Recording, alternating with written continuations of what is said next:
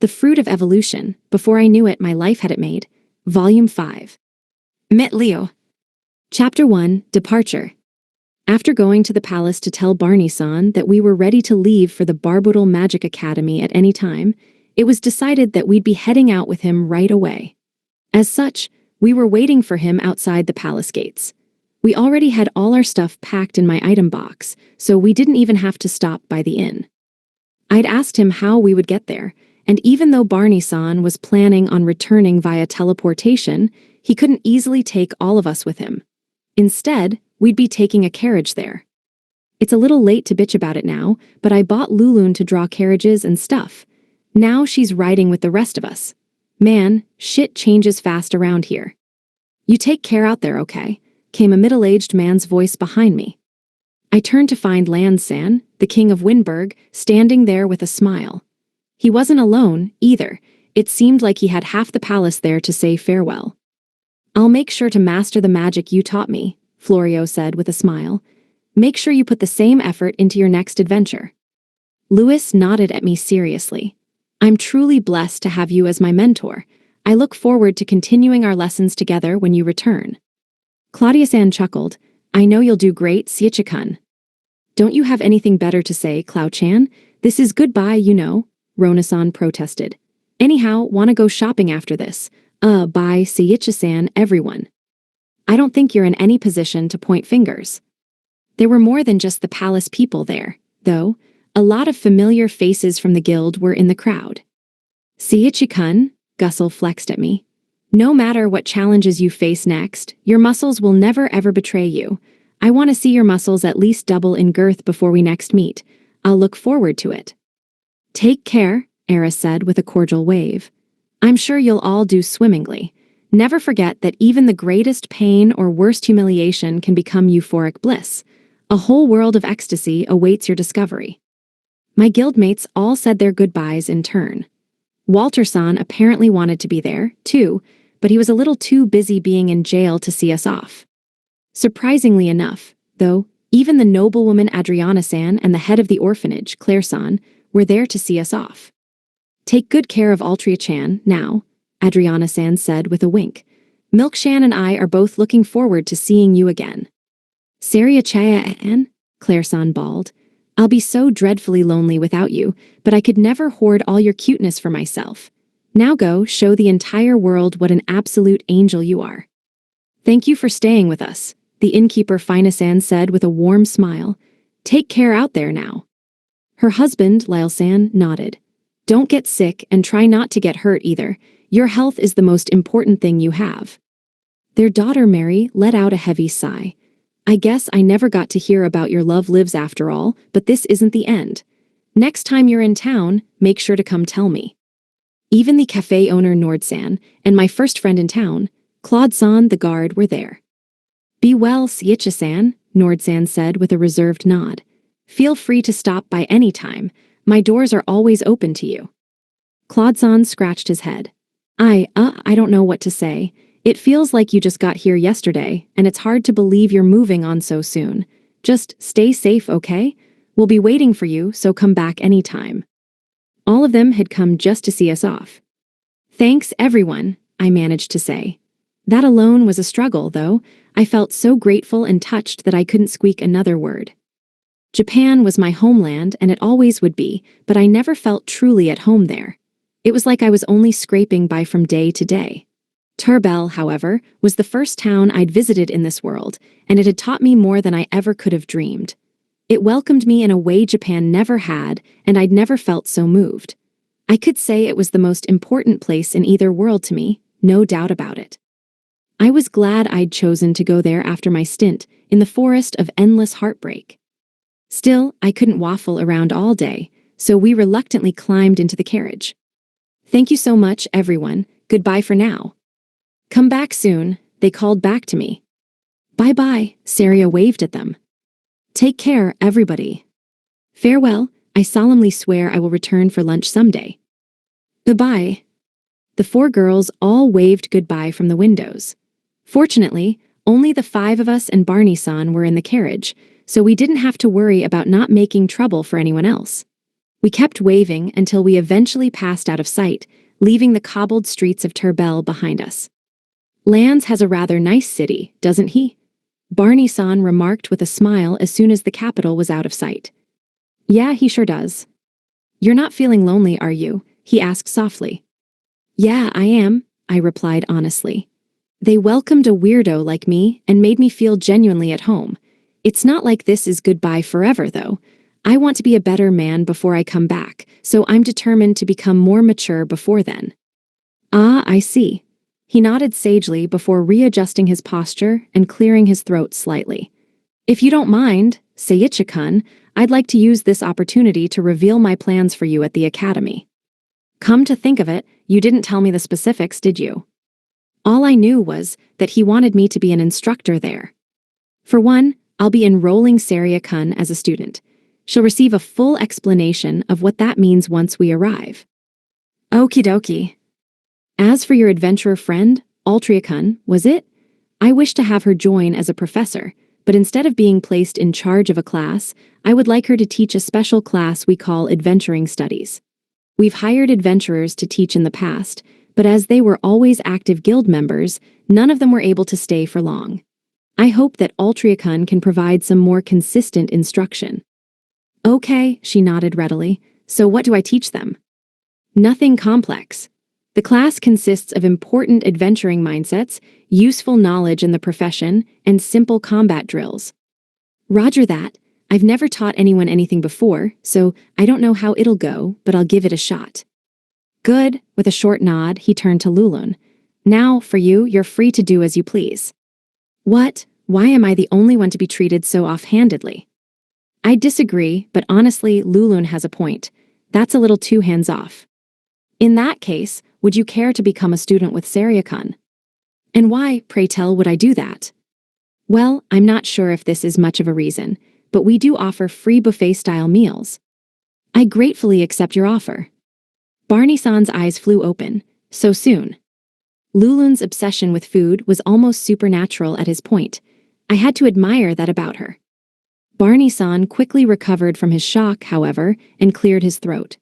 At any rate, Origa-kun, I would like to appoint you as Seiichi-kun's assistant. You will be tasked with supporting him throughout his classes. She nodded. I get to be with Seiichi Onia-chan. Wonderful. In that case, I would like to explain your task, Seiichi-kun. Yeah. For some reason, he paused, his brow furrowing. Well, I suppose I should explain the Academy's present state to you first. Why is something wrong? You might say that. You see, the heroes summoned by the Kaizel Empire have recently joined us. As you might expect, they have truly stunning potential, and their time with us has only accelerated their growth.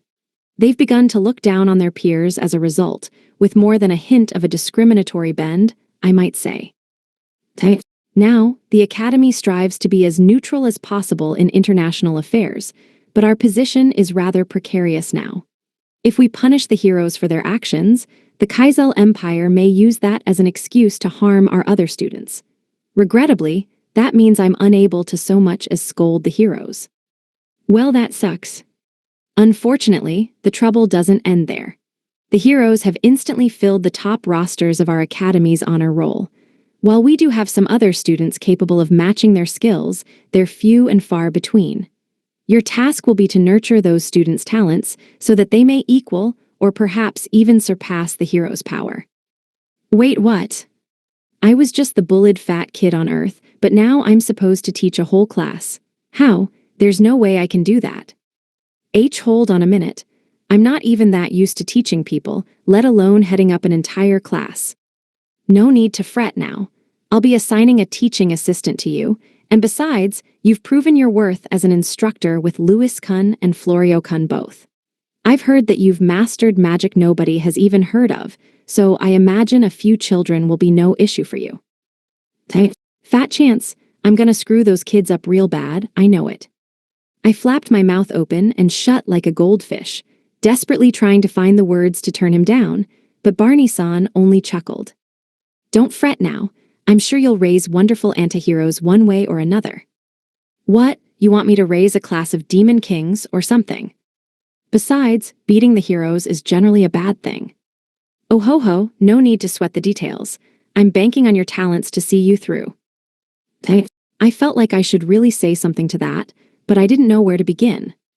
Oh, and one more thing, he added as if it weren't a big deal. Your class will be small, but your students have something of a reputation for being misfits and dropouts. Teach them well now. But why, though? I honestly didn't know what to say to that. Wouldn't you normally choose the kids with really good grades to go head-to-head with the heroes? Why? Barney-san was still smiling, though. I was beginning to doubt that he wanted to trump the heroes at all. Then again, I was kind of a failure, so I had no room to complain. Besides, my instruction skill was probably all I'd need. Ultimately, I decided to stop thinking about it and focus on beefing up my future students. We rode in silence for a while before Barney-san looked out the window and spoke again. It seems we have some uninvited guests. Hi. He sighed. There are bandits hidden in those hills watching us. They what? I activated my clairvoyance skill, and sure enough, little red enemy blips surrounded us on my mind's radar. Worse, they were all heading straight for us. The driver also seemed to notice them and hurriedly stopped the horses. Bandits.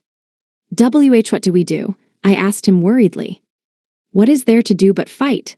Suddenly, his eyes flew open, and his lips slowly parted into a smile. It seems we won't have to do a thing after all. We what? I had no idea what he was talking about. From what I could tell, the enemies were quickly closing in on us from all sides. There was no way out for us now. Chapter 2, A Champion of Justice. Hey, you asshats in the carriage. Get out here and cough up all your loot. Before I could see hide nor hair of whoever was supposedly coming to save us, the bandits outside started barking at us. I looked out the window to see a sea of sneering faces and more than a few guys licking their daggers like psychos. I know that's a trop of whatever, but they really shouldn't. Ow, that hurts.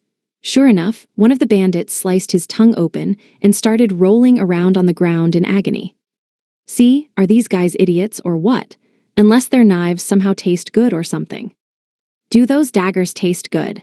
Lulun drooled interestedly at them. Not you two. The band looked like they were trying a little too hard to come off as bandits. But they had enough men to totally encircle our carriage, not to mention that their weapons looked like they were at least decent. They were likely decently famous highwaymen. What now? The driver asked us from his seat. He'd apparently gotten his cool back. I didn't know if he recognized Barney-san, but this clearly wasn't his first rodeo. He had it way more together than I did, that much was sure. Barney-san only kicked up his feet. Nobody frets now, our charming young rescuer will handle it. Who? I looked back at my mental radar to find a green blip rapidly approaching the bandits from behind. B-boss, one of the highwaymen shouted, we're under attack. What? The biggest man there, a guy with a red bandana wrapped around his head, hurriedly looked around. How many are there? Only on B-Weg. A young man suddenly zipped in between the boss and his subordinate, sending the smaller man flying with a single hit. What? Shouted the boss again. I was able to follow the newcomer's movements, but to everyone else there, even Saria and the others, it must have looked like the grunt suddenly disappeared. The giant man tightened his grip on his weapon. The hell do you think you are? Fufufu hadahaha. The newcomer was dressed in a silver skin suit that spared no details from head to foot, and he had a long red scarf tied around his neck that billowed behind him in the wind. He had thick black gloves on either hand. Slowly, he straightened his pose from how he'd kicked the grunt into space, his smile deepening into a bold grin. Who am I, you ask? Allow me to enlighten you. I am the mighty champion of justice, one-hit Gargarand, don't you forget it. The man, Gargaran-san, struck an explosive pose, and I could practically hear the corny Shakian sound effect go off. So who is this guy? Al, for some reason, snapped to attention. Did he just say one-hit Gargarand? Yeah, something like that. You, know him. Come on, don't give me that look. I didn't know what other look to give her, though she seemed to be friends with a genuine grade-A weirdo. Then again, I'm technically friends with a half-naked muscle maniac and an avid sadomasochist, so I guess I can't point fingers. She gave me a baffled look. You're saying you really never heard of Gargarand? No, not at all. He kinda looks like another sex maniac. All that tight clothing could only mean one thing, and his poses really didn't make much sense. Barney-san chuckled. Oh ho ho, I suppose he's still something of an oddity these days. Nah, I'm pretty sure Seiich is just a special case. Aw shucks, Al. That ain't a compliment. She doesn't have to pretend to be so coy. She can compliment me whenever she likes. Fortunately, Barney-san explained readily enough. Seiichi-kun, that man you see out there, is one of the few acting S-rank adventurers.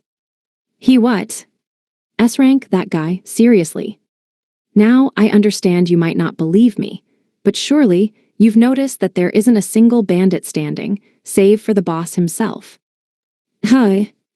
I looked out the window again, and sure enough, Barney-san was right. Since when? The boss seemed to notice his men were down at the same time. I am possible, all my men at once. Mwahahaha, no number of ruffians can compare to justice. The good guy always wins, and nothing will ever change that. He puffed out his chest with pride, and I could practically hear the overwrought firework sound effects go off behind him. I'm not hearing things, am I? I'm gonna die this time for sure, I know it. Believe me now, Barney-san mused. Yeah. It was impossible to deny at this point. There was one key piece of advice that cemented it about all else. Even S-rank adventurers are a bunch of weirdos and perverts, huh? That's what convinced you, Al snapped back, not his power or anything. Image summary. A monochrome illustration shows a hooded figure with a thoughtful expression, as a blonde woman behind him looks on with uncertainty. I remembered hearing from Gussel and Eris-san that all S-rank adventurers had their start at the Turbell Guild. I'd always thought that all S-rankers were perverts and weirdos as a result. Gussel and Eris-san were former S-rank adventurers themselves, after all.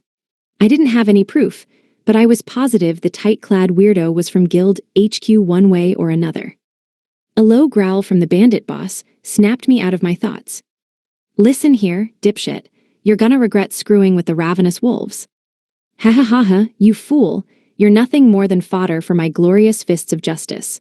What do I have to fear from the likes of you? The bandit cursed under his breath.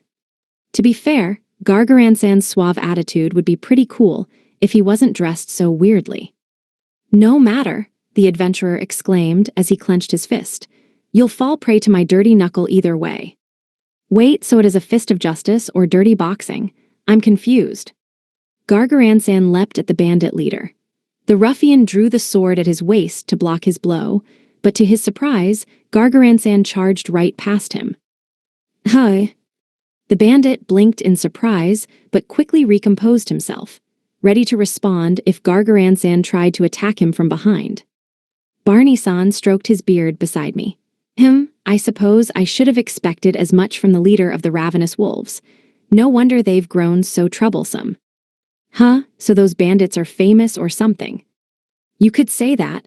They've come into the spotlight as of late as one of the fastest-growing bands of thieves in the country. Why? I've heard the guild wants them dead or alive. Oh, okay. That would also explain why they have so many horses. As we watched the fight, Gargaran-san suddenly stopped with a grin. Ha ha ha, you're finished. The bandit furrowed his brow in confusion. I what? I don't get it either. What did Gargaran-san do? Looking around the carriage, Barney-san was the only one who seemed to understand what was going on. Allow me to enlighten you. Look over there. Huh? After a moment's hesitation, the bandit turned toward the direction Gargaran had pointed in. We also followed his finger, but there was nothing there. Just as I turned back to the scarfed weirdo, though, I found that he'd slipped up into the bandit's guard and unleashed a vicious uppercut right into the bandit's jaw. Biwahaha, dirty knuckle. Igwo.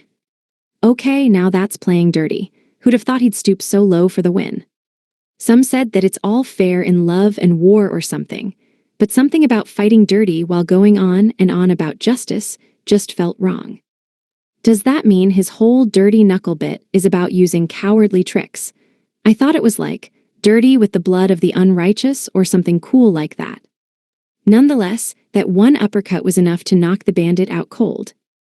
Gargaransan shook his head at his unconscious foe.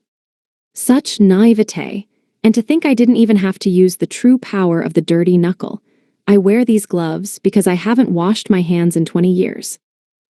Gross. That's just foul. Seriously, just wash your hands already. If you showed up on some kid's Ranger Power show, I'd sue the production company on the spot.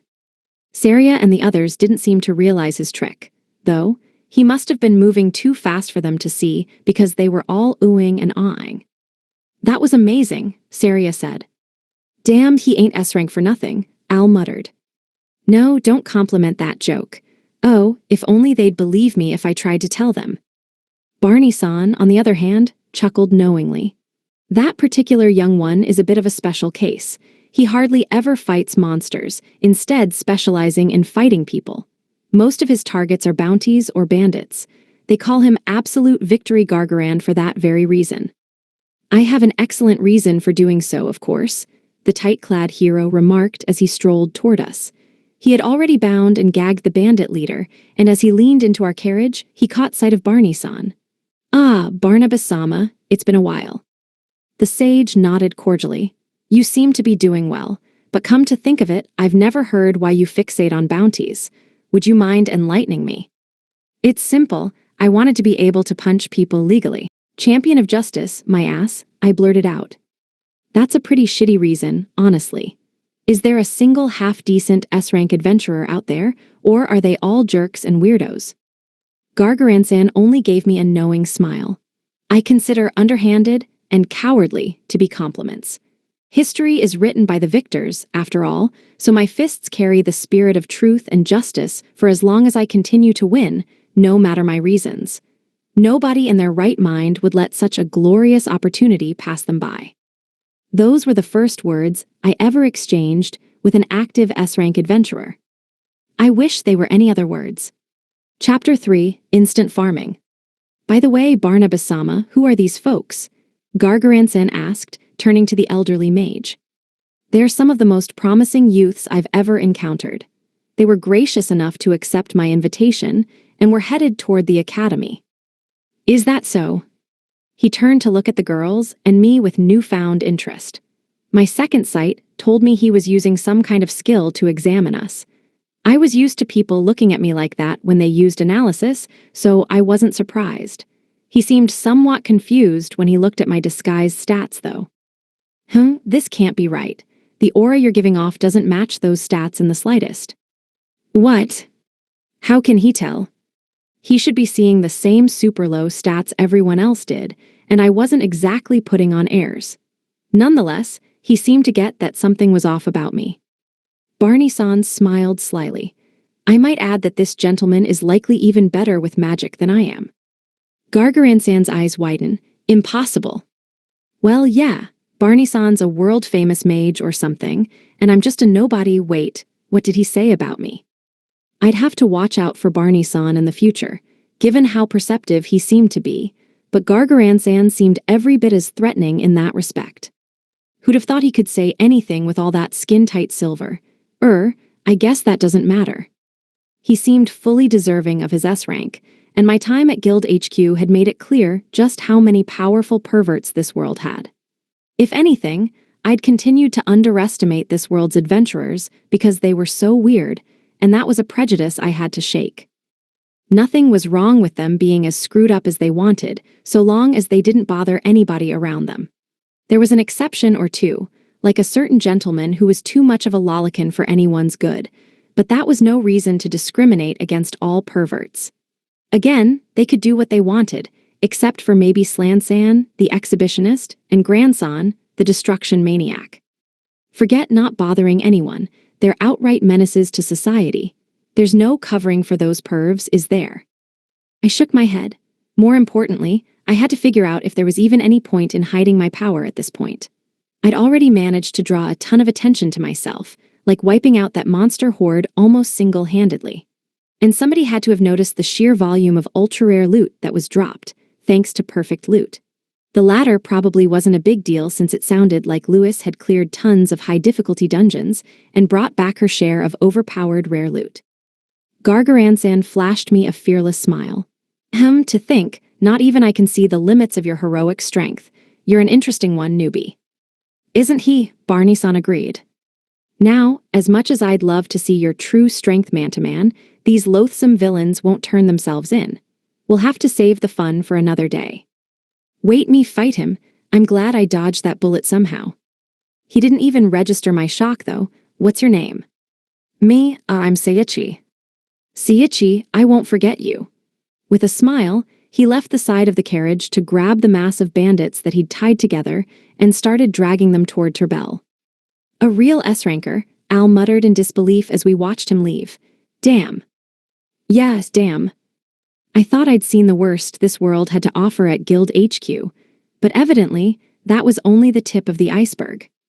5 days passed after parting ways with Gargaran-san. We passed by a few villages on our way to the academy, but there wasn't much to do in the back of the carriage, so it was pretty boring and uneventful overall. It was then that I finally remembered the fruits of evolution in my item box. I'd been planning on planting them for ages, but ever since I realized that the fruits were giant seeds, I could never find a place to do it. Now that I had my practice with Lewis and Florio-san under my belt, I felt pretty sure I could make it work with magic. If I couldn't find a place to plant the fruits, I'd have to make a place.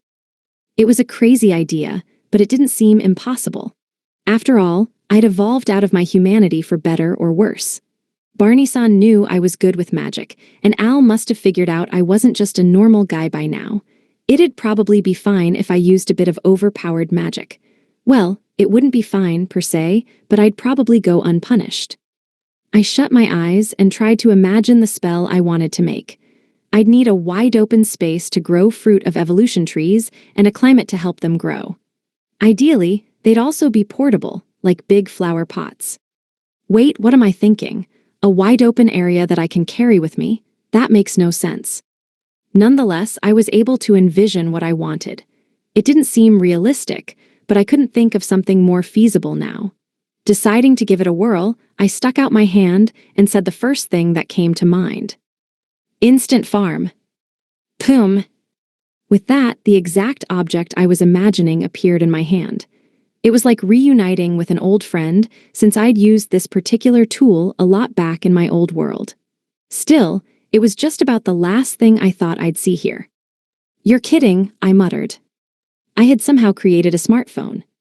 I'd been envisioning a phone app where you could raise fruits.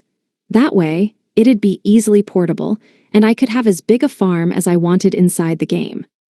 Still a phone, I made a whole phone with magic here. As I stared at it dumbfoundedly, the screen lit up with a menu option. I tapped it, and the next screen read, "Please hold the crop you wish to grow near the screen." I obediently pulled Fruit of Evolution out of my item box and held it up to the phone.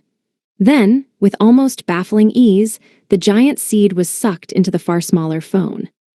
3 little mounds of dirt popped up on the screen, and one of them already had a leafy little sprout growing out of it.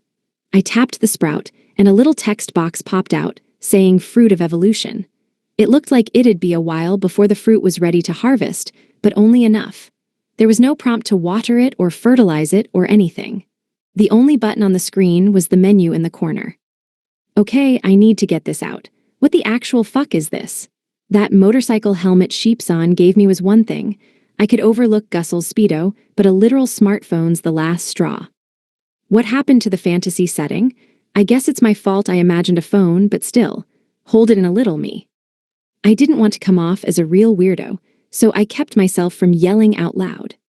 It was all my stupid magic's fault for being so versatile. I was still glad I had a free pass to do whatever I wanted, but I couldn't help feeling bad about the setting. You've got it rough, world. Welcoming me in like this was a mistake, huh? Sorry. Since it looked like I could still plant 2 more things, I decided to try to grow a special medicinal herb and some revivification grass. Special medicinal herbs could be used to make ultimate healing potions and had great healing properties on their own, so it couldn't hurt to have some more. I didn't have any seeds, but the app accepted the grass just fine, so it'd probably work the same. I'd never even touched my revivification grass, but I still had the seed Saria gave me way back. It was useless on monsters, but it could be used to make soul nectar, bringing a human back from the dead. With that, I'd created 3 little sprouts on my screen. I had no idea how long it'd take to grow them, so I decided to check periodically until something changed. I hesitated just a little about what to do with the smartphone, but as I did so, it vanished into thin air. I found that I could make it appear again just by thinking about it, and I wasn't about to complain about that nifty feature now. I had fully expected to have to explain Instant Farm to the others, but fortunately, none of them seemed to notice it at all. With that, we continued our peaceful carriage ride until we finally arrived at Barboodle Magic Academy. Chapter 4, Barboodle Magic Academy. Welcome, Seiichi-kun, to my humble Barboodle Magic Academy. Wow! As soon as we arrived at the academy, I was blown away. I'd gotten a taste of fancy buildings from my time at the palace in Turbel, but the school looked like a massive castle more than anything else. This is a school, right? We didn't get taken to somebody's fortress by mistake. Saria and the others seemed equally flummoxed by the sheer size of the building. Barney-san smiled impishly. Impressive, isn't it? This entire region is the independent land of Barboodle. The academy borrows not only the name, but the neutral status of the land it rests on. Wow! You're no doubt impressed by its size, but remember that we have students from all over the world. We need every bit of the space. We even receive donations from across the continent, giving us a reputation as a school for everyone. Regrettably, those very contributions have been leading to a bit of trouble as of late. Some countries believe that a more generous donation lends their citizens unique privileges, not to mention, of course, trivial class politics and disagreements from the outside world sometimes playing out within our halls. I believe I mentioned this already, but our neutrality is currently being contested. One look at his face made it clear how much it was weighing on him. I couldn't blame him. Staying neutral had to be rough work, and any number of things could throw those plans into disarray. There was no way I'd be able to do the same in his shoes. As he explained everything to us, I picked up on something troubling on my mental radar. I'd left clairvoyance's detection function on ever since the bandits' attack. The skill's mind's eye functions were totally passive, but detection had to be consciously triggered, so I hadn't been using it almost at all. I just didn't have the focus for it. Fortunately, my sparring with Lewis had got me more used to multitasking with my skills. So I decided to keep the detection function up as much as possible. I wish I'd thought of this before the bandits attacked us. I was just a regular guy before eating the fruits of evolution, though, so I doubted anyone would chew me out for being a late bloomer. Or at least, I hoped they wouldn't. At any rate, I turned to face the approaching blip to find a young woman walking toward us. She was professionally dressed with a pair of glasses perched on her nose, giving the impression of a capable, confident businesswoman. Who's that? Barney-san's confident smile quickly faded into horror. Be Beatrice Gunn, he stammered. She gave him a frosty look. What, pray tell, is your defense this time, principal? It isn't what it looks like. This is in the best interest of the academy, I swear. Guilty. Can I at least say something in my defense? Nothing you could say would convince me now. With all due respect, please die. Oh, why are you so harsh on this poor old man? I suppose you're right. I've left a wealth of unfinished paperwork on your desk for your enjoyment. I believe you're using enjoyment incorrectly, Beatrice Gunn. It was like watching a two-person comedy routine. Then the woman, Beatrice, suddenly turned to face us, but this time there was a distinct warmth in her look. My apologies, might I ask who you are? Allow me to elaborate, Barney-san said, puffing out his chest. Please die. Why are you so cruel, Beatrice Gunn? Nonetheless, he recovered from his shock readily enough and cleared his throat. These are adventurers that I've recruited as instructors for our fair academy. They're all quite exemplary, and Seiichi-kun, in particular, can likely surpass even me in magical prowess. Altria-kun will join him as an instructor, but Saria-kun and Lulung-kun will become our newest students. Origa-kun will be joining us as a teaching assistant. Her eyes opened in shock. Is that so? Barney-san was probably right about my magic regarding the number of different spells I could cast, but I barely had control over most of them. Barney-san was no doubt way better at using the spells he had. The woman turned to me and bowed elegantly. I am the homeroom teacher of Class 2F, Beatrice Lognar. Image summary. This is an illustration of Beatrice Lognar, the homeroom teacher of Class 2F. She is wearing glasses, a blazer, and a skirt. I'm Seiichi. I guess we'll be coworkers. It's nice to meet you. I'm Altria Grem, Al followed. I'll be joining as an instructor, too. Hello, my name is Saria. I'll be studying here soon. It's great to meet you. HMPH, I am Lulun. Like Saria-sama, I will be joining as a student. More importantly, where is your so-called cafeteria? Origa Carmelia, I'll be Skichioniachan's aide. Beatrice-san nodded. I see. So Seiichi-san and Altria-san will be joining the faculty, Saria-san and Lulun-san will become students, and Origa-san will be Seiichi-san's classroom aide. Precisely, Barney-san confirmed. I've seen Saria-kun and Lulun-kun's talents with my own eyes, so I can promise they'll be worthy pupils. Oh, and one more thing, I would like to put Seiichi-kun in charge of your class and have you support him as his teaching assistant. She gave him a dubious look. I don't mind becoming a TA, but are you certain? Strength alone isn't enough to lead a class, not that I'm doubting his power, of course. He'll be more than fine, Barney-san replied with a chuckle. Well, if you say so. After all, you'll be taking the fall should any difficulties arise. See, could you be a little less blunt in the future? Of course. Anything for you, headmaster. However, while there won't be any difficulties accepting Skicha-san, Al-san, and Origa-san onto the staff, we can't simply accept Saria-san and Lulun-san as students. We'll have to administer some basic entrance examinations. I suppose so. We certainly won't struggle to take on 2 more pupils, but in light of the recent political friction, it's best we treat them as fairly as possible. We wouldn't want to stir up the hive, so to speak. In that case, I shall fill out their paperwork right away. She turned to face the 2 future students. Do you mind if I ask you some questions first? Of course. I suppose I could suffer a few, yes. Who died and made you queen of the donkeys, Lulun? Would it kill you to be a little more polite? Beatrice-san adjusted her glasses. I'll start with you, Saria-san. Do you already know any magic? Yep, I can only use fire magic though. I see. Do you have any other means of combat? You bet, just look at these guns. She flexed her scrawny human arms. I'm getting some serious déjà vu. Beatrice-san was totally silent for a long moment before turning back to Barney-san. You must be joking, headmaster. Why blame me? I've nothing to do with this. Now I remember. Back when Saria and I were first registering for our adventurer's licensing exams at the guild, she'd done the same thing.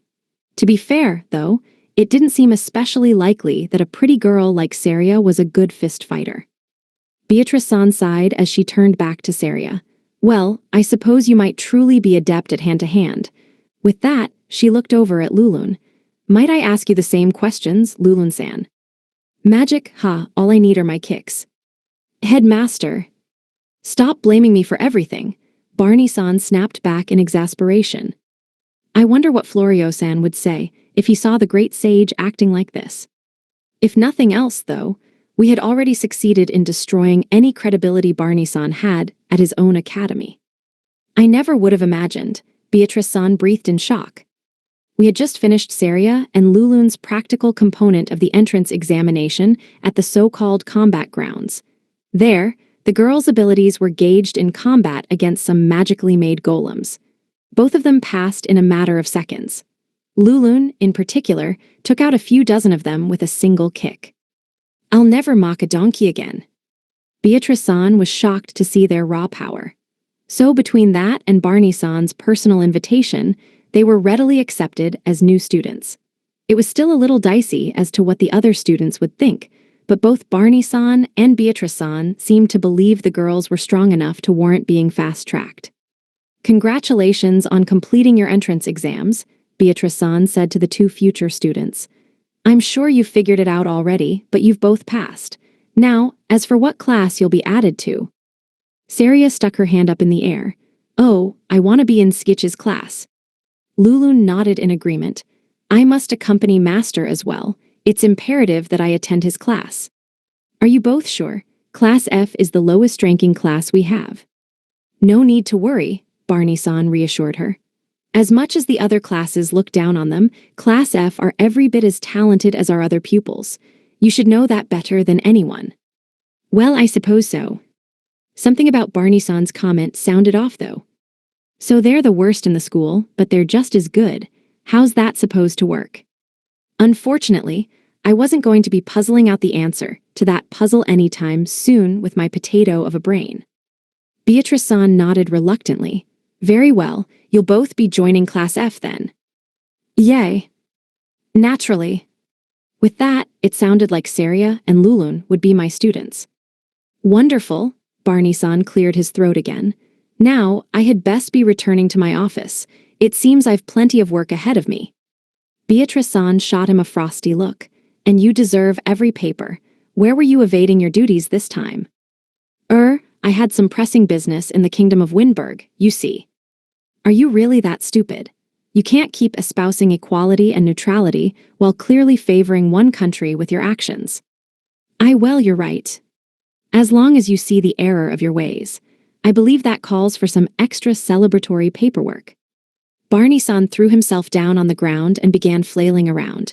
Nuwu, anything but more paperwork. Is he really a transcendent?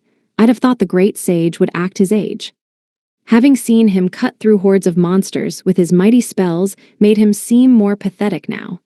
As I watched, he slowly picked himself up and dragged his feet toward the academy gates. Farewell, Beatrice-kun, I leave everything to you. Excellent, I'll say something pleasant at your funeral. Did I do something to make you hate me? Of course not. I respect you a great deal, or rather, I respect your strength. Oh, I think I may cry. You wouldn't want to see a poor old man cry, would you? You're right, I wouldn't. Please save your tears for your office. Barney-san gave her a forlorn look, tears gathering in the corners of his eyes as he shuffled away. I'll try to be nicer to him when we meet next. Beatrice-san turned to address me. Allow me to handle the rest of your arrival procedure then. Our first order of business is to secure uniforms for Saria-san and Lulun-san. Follow me. With that, we left the training grounds. Once again, I was struck by the sheer size of the academy. The school I went to back on Earth was pretty big by Japan's standards, but it seemed like a tiny little shack compared to this absolute labyrinth. I wonder if any kids get lost. One more thing, Beatrice-san added. Be careful not to get lost in the hallways. At least a few students get lost every year, and that's far from an ideal way to lose a child. Wait, lose as in lose. So the kids are just never seen again? That's horrifying. I knew this place was way too big, but I had no idea it was never seen again big. As I was shuddering with the implications, though, Beatrice-san stopped just in front of one of the doors. This is the faculty room. Altria-san, Siecha-san, you will be starting your shifts here. Saria-san and Lulun-san, you may think of this as a place to receive guidance, both academic and otherwise. You would do well to remember it. Okie dokie. Now, if you'll excuse me, please wait here a moment. With that, Beatrice-san disappeared into the faculty room, then emerged a few minutes later with a pair of cloth bundles in her arms. Saria-san, Lulun-san, these are your official uniforms. I ask that you wear these, starting tomorrow, whenever you're within the academy. They're enchanted to fit you at all times, so rest assured. For you, Siecha-san and Altria-san, we have no uniform for faculty, so what you're currently wearing will be sufficient. Saria held up her new uniform. Wow, look, Siechi, isn't this cute? The uniform was primarily white with pink accents, making for a surprisingly cute design. Image summary. A happy anime girl holds up a school uniform, while another girl with a ponytail looks on. Sure, it'd look cute when the girls wear it, but do the guys wear something in the same colors? I haven't seen the guys' uniforms yet, but I sure hope they have a different design. I'm glad you like them, Beatrice-san commented flatly. Allow me to show you to the dormitories in which you'll all be living. Right, I guess if we'll all be students and teachers here, it only makes sense that we'd live on campus. We left the building and began walking through the field toward our new living quarters. The dormitory has 2 wings, one for men and one for women. Students and teachers live together. Now, I doubt I'll have to remind you, but you are absolutely forbidden from crossing into the wing of the opposite sex, barring emergencies, of course. What? Lulun looked at her in horror. How can you say such a thing? I am Master's faithful knight, and as such, I mustn't leave his side. Did I mention the girls' dorm has wonderful meals? I can live with that. I sighed. Yeah, I thought as much. I was admittedly glad she wouldn't be barging into the boys' dorm, but she was too easily placated with the promise of food. Whatever knighthood meant to her, it clearly didn't match my definition. Finally, we arrived in front of the girls' dormitory. Here we are, ladies. I've already informed them we have new residents, so please just let the dorm mother know your name, and she'll give you your room keys. She'll explain the details to you. Got it. Bye-bye, Seiichi. See you tomorrow. Bye. With that, Beatrice-san and I headed off toward the boys' dormitory alone. How come it's super awkward the second we're alone together? She didn't treat me anything like she did Barney-san, so I figured this must be how she acted normally. I shot her a sidelong glance. Her dark blue hair was tied back behind her head, but not in a ponytail. I didn't know what to call the hairball thing she had going on, but it made her look like a competent teacher and a real career woman. Her matching indigo eyes were neatly framed by her glasses, which gave her a serious feel, but maybe a bit too serious. Still, she was really pretty, so she was probably popular with her male students. Hopefully, they didn't bother her too much. Come to think of it, this is my first time seeing glasses here. Heck, I didn't know they even had glasses in this world. Maybe I'd been staring a little too hard, because she seemed to notice I was watching her. Is something the matter? No, sorry, I just haven't seen glasses much. I suppose they are rather rare. I've seen plenty of heroes with them, though. Are really? I never would have guessed. Now that we were talking, I remembered a question I'd been sitting on for a while. Can I ask why you didn't oppose my taking over Class F? I couldn't figure out why she'd let it go that easily. She was basically being demoted, and some rando was taking her job. I was really surprised she accepted it at all, honestly. Her eyes grew wide with shock, but her surprise was quickly replaced with a sad smile. I'm afraid I don't have what it takes for them to realize their potential. The other students seemed to believe that Class F is something of a dumping ground for the worst students, but they couldn't be more wrong. Each and every one of them has incredible talents just waiting to be nurtured. Sadly, though, I've never been able to nurture them properly. I've been their teacher for less than a year, but I can already tell that I can't teach them how they need it most. You're different. The headmaster himself said so. I had a word with him during the entrance exams, and he said that you've even awakened new magical proficiencies in your students. You're the teacher they truly need, and to that, I'll do whatever it takes to support you. I didn't even know how to respond to her. To me, teachers had always been unreliable at best. When I was first starting to get bullied back on Earth, I'd gone straight to the teachers for help. They never stepped in to stop the bullies, though. At times, they even seemed to side with my tormentors. No matter how many times I pleaded with them, they never took me seriously, and I was made out to be the real problem. The harder I tried, the worse the bullying became until I had no choice but to stop trusting my teachers altogether. It might not sound like much to others, but it was a big deal to me. Beatrice-san, though, was different. I had no idea if she was standing up for bullied kids like I'd wanted so long ago. But she genuinely believed in a class everyone else had given up on.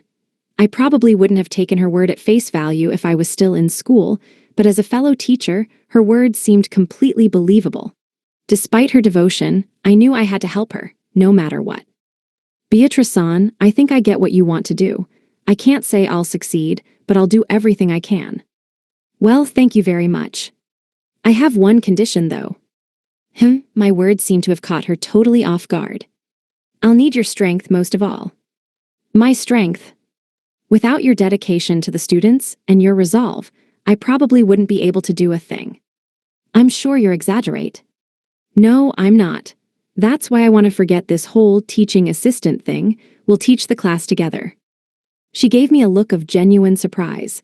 I didn't know how to respond, so I scratched my cheek bashfully. I guess those are big words for the new guy, huh?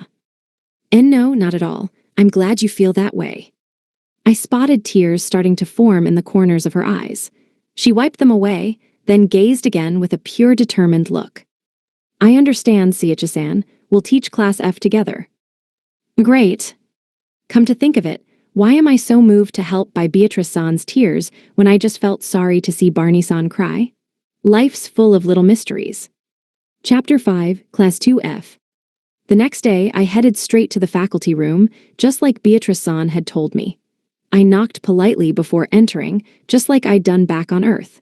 But inside, I found Beatrice-san and the girls waiting for me. Oddly enough, I didn't see a single other teacher. Saria grinned at me. Morning, Seiichi. Gee, good morning, everyone. Saria was wearing the uniform she'd been given, and honestly, I was totally unprepared for how pretty she looked. When am I going to actually get used to girls? This is getting ridiculous. She spun around to show off her uniform. Look, it's super cute, huh? The uniform's cute, sure, but it's nothing compared to Saria herself. Wait, what am I thinking? I've got to get a grip and stop simping for her so hard. Lulun was also dressed in her uniform, but she wore it more casually, giving it a lived-in feel. She perfectly straddled the line between girl and woman, which only made her look better. Origa-chan and Al were dressed pretty casually, just like always. After I'd checked out each of the girls in turn, I composed myself and said hello to Beatrice-san properly.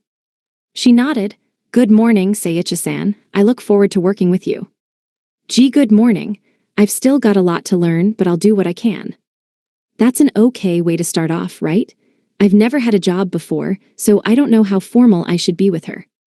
Well, now that you're here, I'd best show you to your classroom. As Beatrice-san moved to lead us to class, Al hesitantly raised her hand.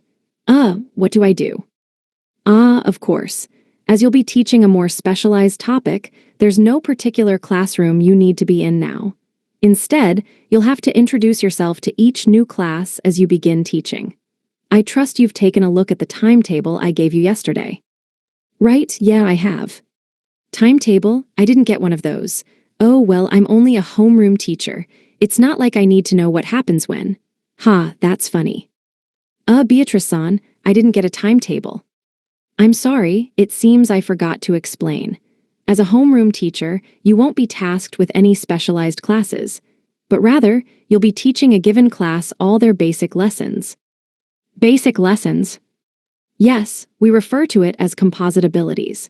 In it, you'll be taking the techniques taught in the adventuring, magics, and combat classes to reinforce when and how to use their abilities. It takes place at the last period of every day and serves as a summary of the day's lessons. Okay, I think I get it. As you'll only be teaching composite abilities, which is always at the end of the day, there's simply no need to give you a timetable. Great, sounds easy enough. Class F, however, is a bit of a special case. Hi. So I'm going to be teaching extra classes or something. As Class F is something of a black sheep in the academy, some teachers insist that instructing them is a waste of time. Even outside the school, a significant number of nobles are opposed to the idea of having their students receive relatively less attention on account of the school's rejects. What are you getting at? Essentially, as Class F's teacher, you will be in charge of all their lessons. The hell is up with this place? So some teachers think they're too good for Class F. Teaching them is a waste of time.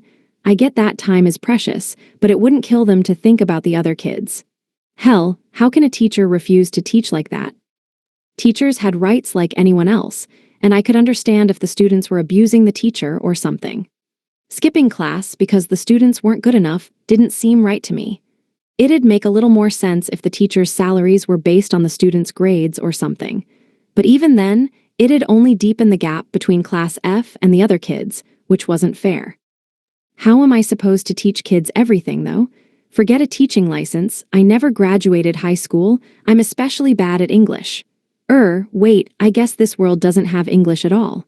Lucky kids. I get what I'm supposed to do, I started hesitantly, but I'm pretty sure I can't teach all that in one day. Don't worry, I'll be there to support you. All I ask is that you handle adventuring, magics, combat, and composite abilities in Altria-san's stead. Oh, okay, I think I can manage that. Good thing she didn't add math or history to that mix, or else I'd be dead. I mean calculus? Nope. Since I'd be going to school every day for 4 different classes, Beatrice-san didn't think I needed a timetable. I'll ask her for one just in case. It couldn't hurt.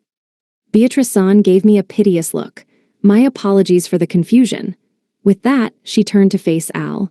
If you don't mind, Altria-san, could I ask you to confirm your timetable for today? Yeah, it says I don't have any classes today. Very well. In that case, you've nothing to do for today, and as you're here on invitation from the headmaster, you've no paperwork to fill out either. So what am I supposed to do? Well, most teachers in your position either return home or browse the various boutiques on the grounds. Some of them truly let loose and enjoy themselves. I didn't notice any stalls or anything during our little tour yesterday, but I didn't doubt her. From how she talked, it sounded like there was some decent entertainment nearby, too. If the teachers have time to party during school hours, it won't kill them to actually teach Class F. Al thought for a moment. If I'm free, does that mean I can go check out Class 2F with you guys? Class F, I don't mind, but... Great, I'm going with you guys then. Al turned to face me and chuckled. I can't wait to see you teach, Seiichi-sensei. Well, this just got harder. Yay.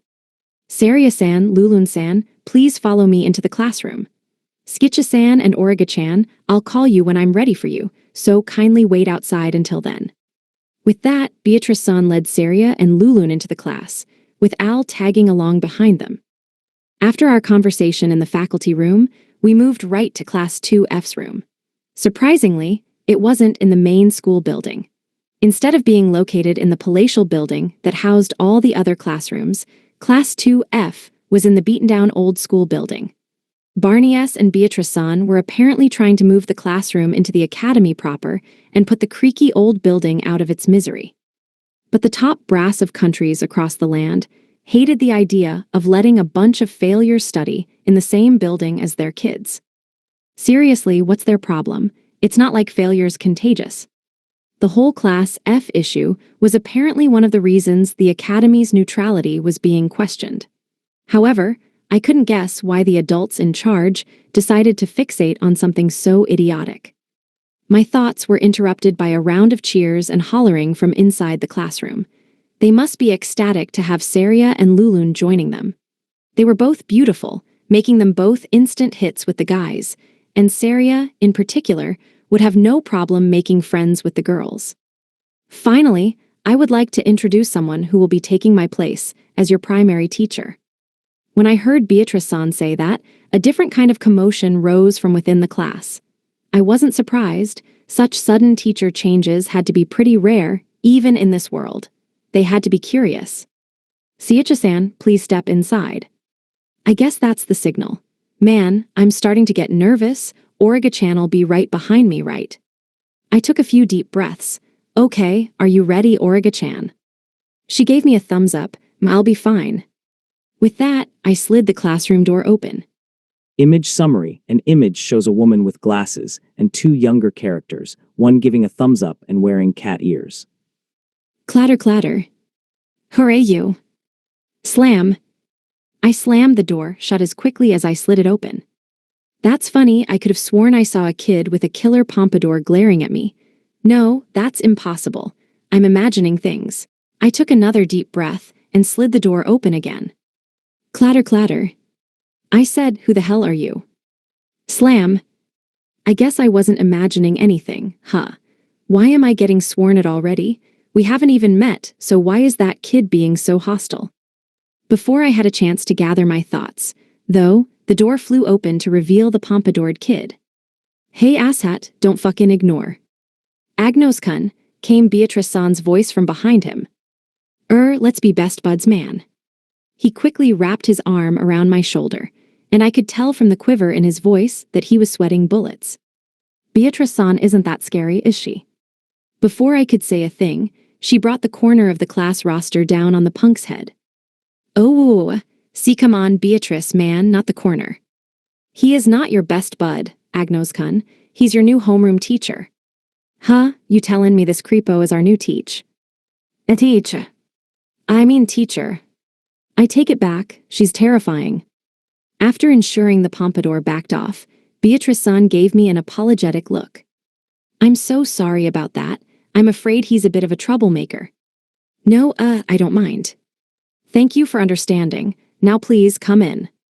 I hesitated for a moment, wondering if I should leave the pompadour kid curled up in the hallway like that. But my gut was telling me to ignore him, so I followed Beatrice San's instructions. The inside of the classroom was absolute chaos. One boy was smiling abasedly as he tried to make himself look as small as possible in the corner. Another was sprawling out of his desk as if he ran the whole academy, and a third boy seemed serious enough, except for the oddly cute bear-shaped hat on his head. As for the girls, one was sitting on the windowsill, giving off strong, unapproachable vibes. A second girl looked so sweet and fluffy that I could feel a cavity coming on, and a third one was staring into her reflection in a mirror like a girl possessed.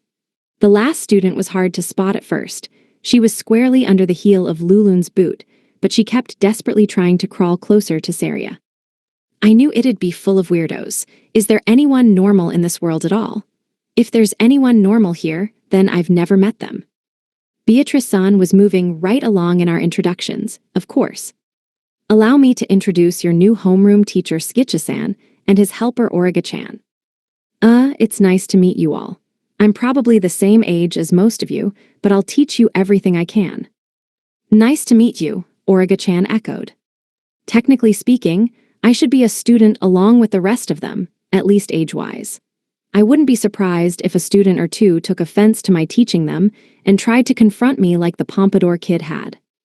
Excellent, Beatrice-san said with a nod. Agnos-kun, could you start us off with your introduction?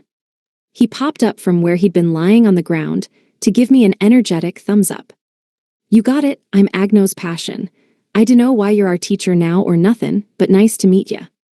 Aside from his giant blue pompadour, Agnos was wearing a long black coat, and his pants rode low on his waist. He looked just like an old-school delinquent from Japan. His resting glare wasn't helping his case, either, but maybe because of the comically large bump on his head, he didn't seem threatening in the slightest. After Agnos took his seat, the flashy, prince-like boy opened his mouth. I am Bloodlef Kaizel. I'll let you speak as casually as you did exactly once. I won't remind you again. You wait the what? Blood has striking platinum blonde hair that fell loosely around his shoulders and ocean blue eyes. Just one look at the way he crossed his legs made it clear that he was a blue blood, and he knew it. That wasn't what surprised me, though. Did you say Kaizel? HMPH? Of course, you would notice that. Yes, I am the second prince of the Kaizel Empire. Not that such status matters in this school, I suppose. Wow, small world. I'd love to ask him a thing or two about his homeland when I get the chance. Noticing that Blood had finished, the next one, the boy with the bear on his head, was next. He was one of the first kids to attract my attention, and I was curious as to what he had to say. Instead of talking, he held his sketchbook up so I could see it. It read Berard Rutra. Nice to meet you. Wait, he doesn't talk. He sure doesn't look like the speechless type. Aside from the cute stuffed bear on his head, Berard had a coat in Agnos' same style, but much shorter and had similarly low-riding pants. It was also a delinquent style, to be sure, but an older one. I could also see his muscles bulging out from beneath his sleeves. What a mismatch. It was finally time for the last of the guys to introduce himself, the terrified boy in the corner, but he didn't seem interested in talking at all. Leon-kun, Beatrice-san prodded him, could you please introduce yourself? Me, introduce myself? I could never. Just the thought of it is so shameless. I'm sorry, I'm so sorry I can't do it. I'm sorry for wasting your time. I am sorry for saying anything at all. The kid needs a doctor stat. Beatrice-san eventually introduced him to me as Leon Hardy, and it was clear he was a coward with a gloomy disposition. Just talking to him made him sweat bullets, and half of what he said was apologies. I honestly didn't know what to do with that. Even though he came off as a little gloomy, his cream-colored hair was set in soft waves, and he had chestnut eyes. He was small for his age, but decently handsome overall. That was the end of the guy's introductions, and I already felt ready to check out. Interestingly enough, I noticed that only Agnos and Berard were wearing different uniforms from the others. Blood and Leon's uniforms were similar to the girls, but in different colors. Obviously, I assumed that Agnos and Berard were using non-regulation uniforms. I'm glad the guys get different colors after all. I wonder if Agnos and Berard get in trouble for dressing differently. I didn't get to think for long, because it was already time for the girls' introductions. First up was the girl sitting on the windowsill. She cast me a quick glance. Helen Rosa. Wait, that's it. She didn't even look me in the eye. Helen had brown hair done up in, what was the style called? Half-up pigtails. At any rate, she was a pretty girl with slanted eyes that framed chestnut irises. She was wearing the same uniform as Saria, so I assumed they were the same age, but she looked more mature than anyone else. After Helen finished, it was the spacey girl's turn to talk. Me, I'm Rachel Matilda. It's super-duper nice to meet you, Mr. Teacher Man Tilda. She wore her silver hair in loose, flowing waves and had big, violet eyes. At the risk of sounding crude, she had a very healthy-looking body. Next up was the girl who still couldn't seem to pry her eyes off her reflection. I'm Irene Prime. Nice to meet you, Seiichi-sensei. Wow, a normal introduction for once. Irene was, beyond any shadow of a doubt, gorgeous. She had long pearl-pink hair and matching eyes. It was hard to see her as anything more than a narcissist when she was staring down at her mirror. But when she looked around and talked like a normal person, anyone would understand why she spent so much time looking in the mirror. She's surprisingly norm. She sighed dramatically as she looked back into her hand mirror. Oh, why must I be so beautiful? I take it all back. Ignoring the oddly sensual undertone to her sigh, I was genuinely impressed she was so totally obsessed with herself. I could never.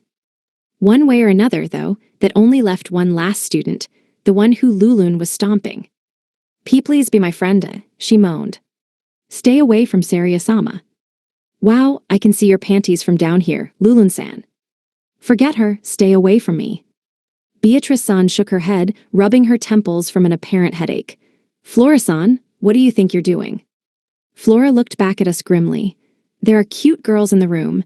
It'd be rude to not say hello, right? Anyways, she turned back to Saria. Come on, little lady, what's wrong? I won't hurt you. I just want a little feel jehiha. Flora-san, keep such unsightly laughter to yourself. Are you a girl or aren't you? Beatrice-san sighed and turned to me. Her name is Flora Redrant. As you can see, she's a little eccentric. Ha ha ha, hey new teacher. I know what it looks like, but I just like cute girls. I don't like them, you know? Glad you get me. She immediately whipped back to Saria, unfazed by Lulun's kicks. Come on, please. Just one little tiny touch. Shut your mouth, villain. Lulun shouted as she proceeded to grind Flora's skull with her heel. Flora had short, wine-red hair that covered her right eye in such a way that I might expect her to have some sort of edgelord tier seal there. Her visible eye was the same shade of red as her hair, and overall, she had the same sort of androgynous beauty that Claudia-san from the Sword St. Valkyries did. Unfortunately, any charm she might have had was undone by the almost comically horny look on her face. Surprisingly, it looked like Lulun was actually getting worn down. However, Saria still didn't seem to understand the meaning behind their exchange. Flora was fervently trying to grope her way along the ground toward Saria, but Lulun was keeping her immobilized for the time being, so it looked like Saria was safe. Lulun running out of steam is one thing, but she's actually acting remotely honorable. Is it wrong of me to be genuinely shocked by that? At any rate, Beatrice-san concluded, that's everyone in Class 2F. Okay, cool beans. I thought I was finally free from the perverse hell the guild had locked me in, but apparently, the weirdos were far from done with me. I crossed my arms composedly and nodded several times in understanding. Somebody, anybody, save me. Chapter 6, Introductions. Well then, now that we have our self-introductions out of the way, I'd like to return your herbology tests. I'll call your names one by one, so please come to the front to accept them. After the class had calmed down a little bit after the introductions, Beatrice-san produced a stack of papers from within her bag. She was the main teacher for the test, so it only made sense that she'd be the one to hand back everyone's papers. Agnos-kun. Hoorah, course I got the best grades in the. You get a 0. What? I mean, come on, where are you telling the whole class what I got like that? I felt a little bad for him, too. But more than that, I was confused as to why he was so confident when he clearly didn't know anything about herbology. Beatrice-san knitted her brow disapprovingly. How did you expect to do with such nonsensical answers? It ain't nonsense. Tell me how you make an intermediate healing potion, then. Fighting spirit. You can't be serious. Wait, really? I glanced over Beatrice-san's shoulder to find he'd written, fighting spirit, in literally every blank. Seriously, what was he thinking? There's muscle heads, and then there's this. I ain't wrong, with enough spirit you can do anything. Guts can do anything. I see, in that case, use your fighting spirit to lick your own eyebrows. Sorry for making shit up. That was quick, where did all his fighting spirit go? With that, Agnos sullenly returned to his desk. I almost felt bad for him. Beatrice-san grabbed the next paper from her pile. Next, Bloodcun. HMPH, he snorted haughtily as he elegantly strode to the front of the class. You scored very well, keep up the good work. Naturally, I don't need the likes of you to tell me.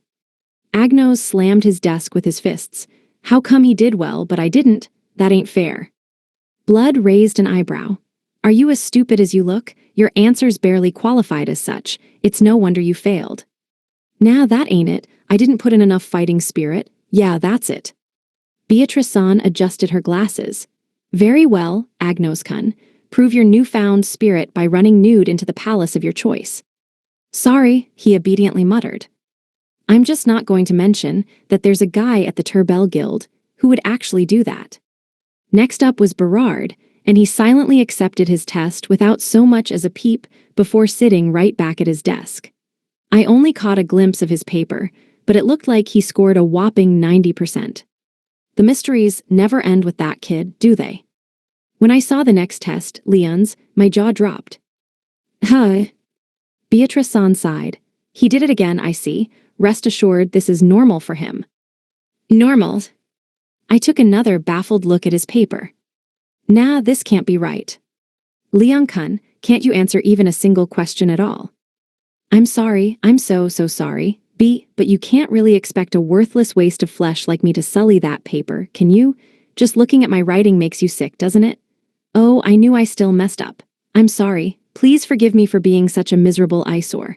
Oh dear, I just talked back to you, didn't I? I'm sorry, I'll shut up, I promise. His test didn't have a single answer on it. Instead, he wrote I wouldn't dare share my miserable thoughts with you. I'm so sorry you have to read this. Oh no, I'm still writing, aren't I? I'm making you sicker with every letter, aren't I? I'm sorry. His apologies covered every inch of the paper. Holy shit, this is actually insane. This is more than just regular pessimism. I'm surprised he even made it to the classroom at all. I'm surprised he's made it as long as he has without thinking about suicide or something. That's no joke. Even back on Earth, I never felt that depressed. It didn't make sense to me that the person who was bullied would have to die. That was basically giving in to the jerks. I didn't care how rough life got. Suicide was never an option. Besides, somebody was always bound to have it worse, and I swore to never even kid about that shit. My reasons aside, though, I was equally curious and terrified as to what was going on in the poor kid's head. Hang in there, bud. After that, Rachel and Helen took their tests from Beatrice-san, and they both scored solidly in the 90s, so there wasn't much to worry about there. Even though Helen still seemed unapproachable, Rachel was practically perfect, so the class seemed to be in solid shape overall. Wait, what am I saying? Two normal kids don't make their classmates any more normal. Damn, I almost got used to all these oddballs. I can just imagine those freaks at the guild smirking at me now. I hurriedly tried to forget about that pack of perverts as I watched Irene accept her test from the front. Her regal steps were almost too composed. Here you are, Irene-san, another perfect test. Thank you most kindly, but honestly, did anyone doubt I would be perfect? From the smile on her face, she wasn't boasting. She honestly believed her every word. When I looked at her test, it really was perfect, and the way she was acting seemed to imply she got perfect grades every time. Wait, why is she here then? She didn't seem to fit the underachieving reputation of Class 2F, and neither did Berard or Blood, come to think of it. Finally, your test, Florisan. Yes, She'd escaped from under Lulun's heel at some point and made for the front of the class. It was okay. Oof, that kinda hurts, you know. So does she see weirdo as a compliment or something? That's it, she's a lost cause. Once everyone had their tests, Beatrice-san turned to address me. Well then, Seiichi-san, on to today's agenda. Why don't we devote the rest of our time to demonstrating everyone's strengths to you? By everyone, you just mean the kids in this class, right? Yes, with their herbology exams finished and returned, their book studies have hit an optimal pausing point. As you'll be overseeing their practical courses, I believe it would be best if you take the rest of the day to see where everyone is in that regard. Okay, if you're sure it's okay to put their other classes on pause, I don't mind taking a look. I had no idea where they were course-wise, so it only made sense to let Beatrice-san decide. She turned to face the class. Well then, class, as I'm sure you've all heard, Seiichi-san will be taking over your instruction for the rest of the day and will be moving to the training ground presently. I trust you'll take this opportunity to get to know each other better. Yeah, Agnos pumped his fists enthusiastically. No studying rules. That's not surprising. I'm not a big fan of studying myself. There were plenty of kids out there who'd no doubt love a shot at studying at Barboodle, though, so it was probably an unpopular opinion. Under any other circumstances, though, I sure wouldn't want to get to know anyone in the training grounds. Sounds a little rough. In that case, Beatrice-san continued, please be at the training grounds by the beginning of the first period. As other classes may also be using the grounds, make sure not to cause any trouble. Okay, everyone replied unenthusiastically. With that, everyone began filtering out of the classroom. Al followed Saria and Lulun out, leaving me alone with Beatrice-san and Origa-chan. Beatrice-san, can I ask you something? Of course, what is it? I'd really appreciate it if I could have a timetable at some point. Of course, I'm sorry I assumed. Even if you'll be coming here every day, you'd of course want to know which class starts and ends when. My apologies. No, it's not a big deal. Don't worry about it. Thank you. Shall we stop by the faculty room on the way? Sure, I turned to Origa-chan. So what do you want to do? Are you gonna head to the training ground first? She shook her head. No, we'll go together. Oh, okay. Besides, I don't know the way. Right, of course. The academy was so huge that they couldn't possibly be using every room. I was pretty sure I couldn't even find my way back to the guys' dorm alone, and perfect recollection showed no signs of bailing me out. Is that skill still working even? Nonetheless, we both decided to follow Beatrice-san's lead toward the training grounds. Chapter 7, Unease. After exiting Seiichi's class, the students of Class 2F made their way down the corridor toward the training grounds. The hell is that Seiichi guy, anyways? Agnos grumbled. He didn't even blink when I glared at him. Blood arched his brow. That would be because you're as intimidating as a field mouse. What do you say? Stop your braying, have you no shame? You try and pick a fight, are ya? You please don't fight, Leon stammered. Oh dear, I'm sorry. I didn't mean to share my lowly opinion so easily. I'm so sorry. Both Agnos and Blood stopped their bickering to turn and sigh at Leon. Seriously, that shit again. Can't you fix that self-deprecation issue of yours? It's simply pitiful, as if anyone would yell at you for merely stating your opinion. I'm so sorry. I can't believe I made you worry about me. I promise I'll never, ever let it happen again. I suppose it couldn't possibly be that easy, Blood thought, as he let out a heavy sigh. To return to the topic at hand, I can't make heads or tails of our new homeroom teacher, either. If we can't even see his face with that tacky hood in the way, how should we know if he's qualified to teach us? Agnos snorted. Yeah, I guess we'll figure that out soon enough, though. We'll be spending the rest of the day on practical stuff or something, right? Blood nodded thoughtfully. Indeed, what's your take on him, Berard? Berard dutifully took out his sketchbook and showed it to the others. I think he's nice. Nice, Blood scoffed. You never change, do you? Meanwhile, a short distance away, Flora was desperately trying to talk to Saria and Lulun. Hey, so Saria-san, Lulun-san, do you know each other or something? Come on, spill. Yep, Saria replied cheerily. I know Lulun-chan and Al and Origa-chan and even Seiichi. She blinked back in surprise. Huh. Having overheard Saria's claim, the other classmates eagerly turned to hear. Only Berard was unfazed by her reveal. Yua, so how do you know him? Flora asked uneasily. Saria grinned. I'm his wife. You what? And I, Lulun, am his dogged underling. Underling? And guess what? Al's his lover too. Huh? Flora had never been so shocked in her life. Worse, from how Al blushed at the mention of her name, everything Saria said had to be the truth. None of them even tried to deny it. What about Origa-chan? She's really young, right? How does she know him? Oh, her, she's Seiichi's little sister. Thank God, only his sister. Yeah, I was thinking she looked a little too young for the law. Had Seiichi been there, he undoubtedly would have wanted a certain lollican back at the guild to hear those words. Blood only stroked his chin thoughtfully. I see, the plot thickens. Ikai. Tuh. He turned to face Agnos, who was muttering something under his breath. Suddenly, the delinquent raised his head and began to shout. He's my new Anarchy. I knew there was something special about him. Yeah, he's a man's man. I see. I don't envy our new teacher in the slightest, Blood thought. Wow, Rachel said with a spacey shake of her head. He's really something, huh? Irene nodded. He at least has enough power to be worthy of his 3 wives, especially considering that each of them is nearly as beautiful as I am. It wasn't uncommon for especially powerful, influential people to have multiple husbands or wives, primarily to produce as many heirs as possible. Polygamy had long been legal for that very reason. If Seiichi had 3 wives, he had to be physically or politically powerful. It was then that Helen approached Saria for the first time. She had always been somewhat of a recluse, so the others were surprised to see her being so proactive. What's up? Saria asked. You're really that guy's lovers.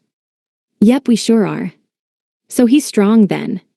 Saria blinked in surprise at the sudden non sequitur, but regained her grin a moment later. He's super-duper strong. Is that so? She muttered to herself. With that, Helen retreated back a safe distance from the others.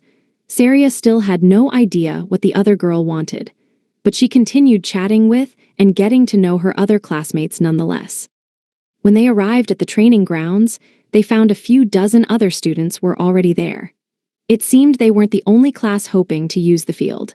As soon as they noticed Class F, the other class began to whisper amongst each other uneasily. Hey, what's wrong? Irene put a hand through her hair and sighed dramatically. They must be smitten by my good looks, not that I blame them. Really? Wow. As if, Flora cut in to correct her.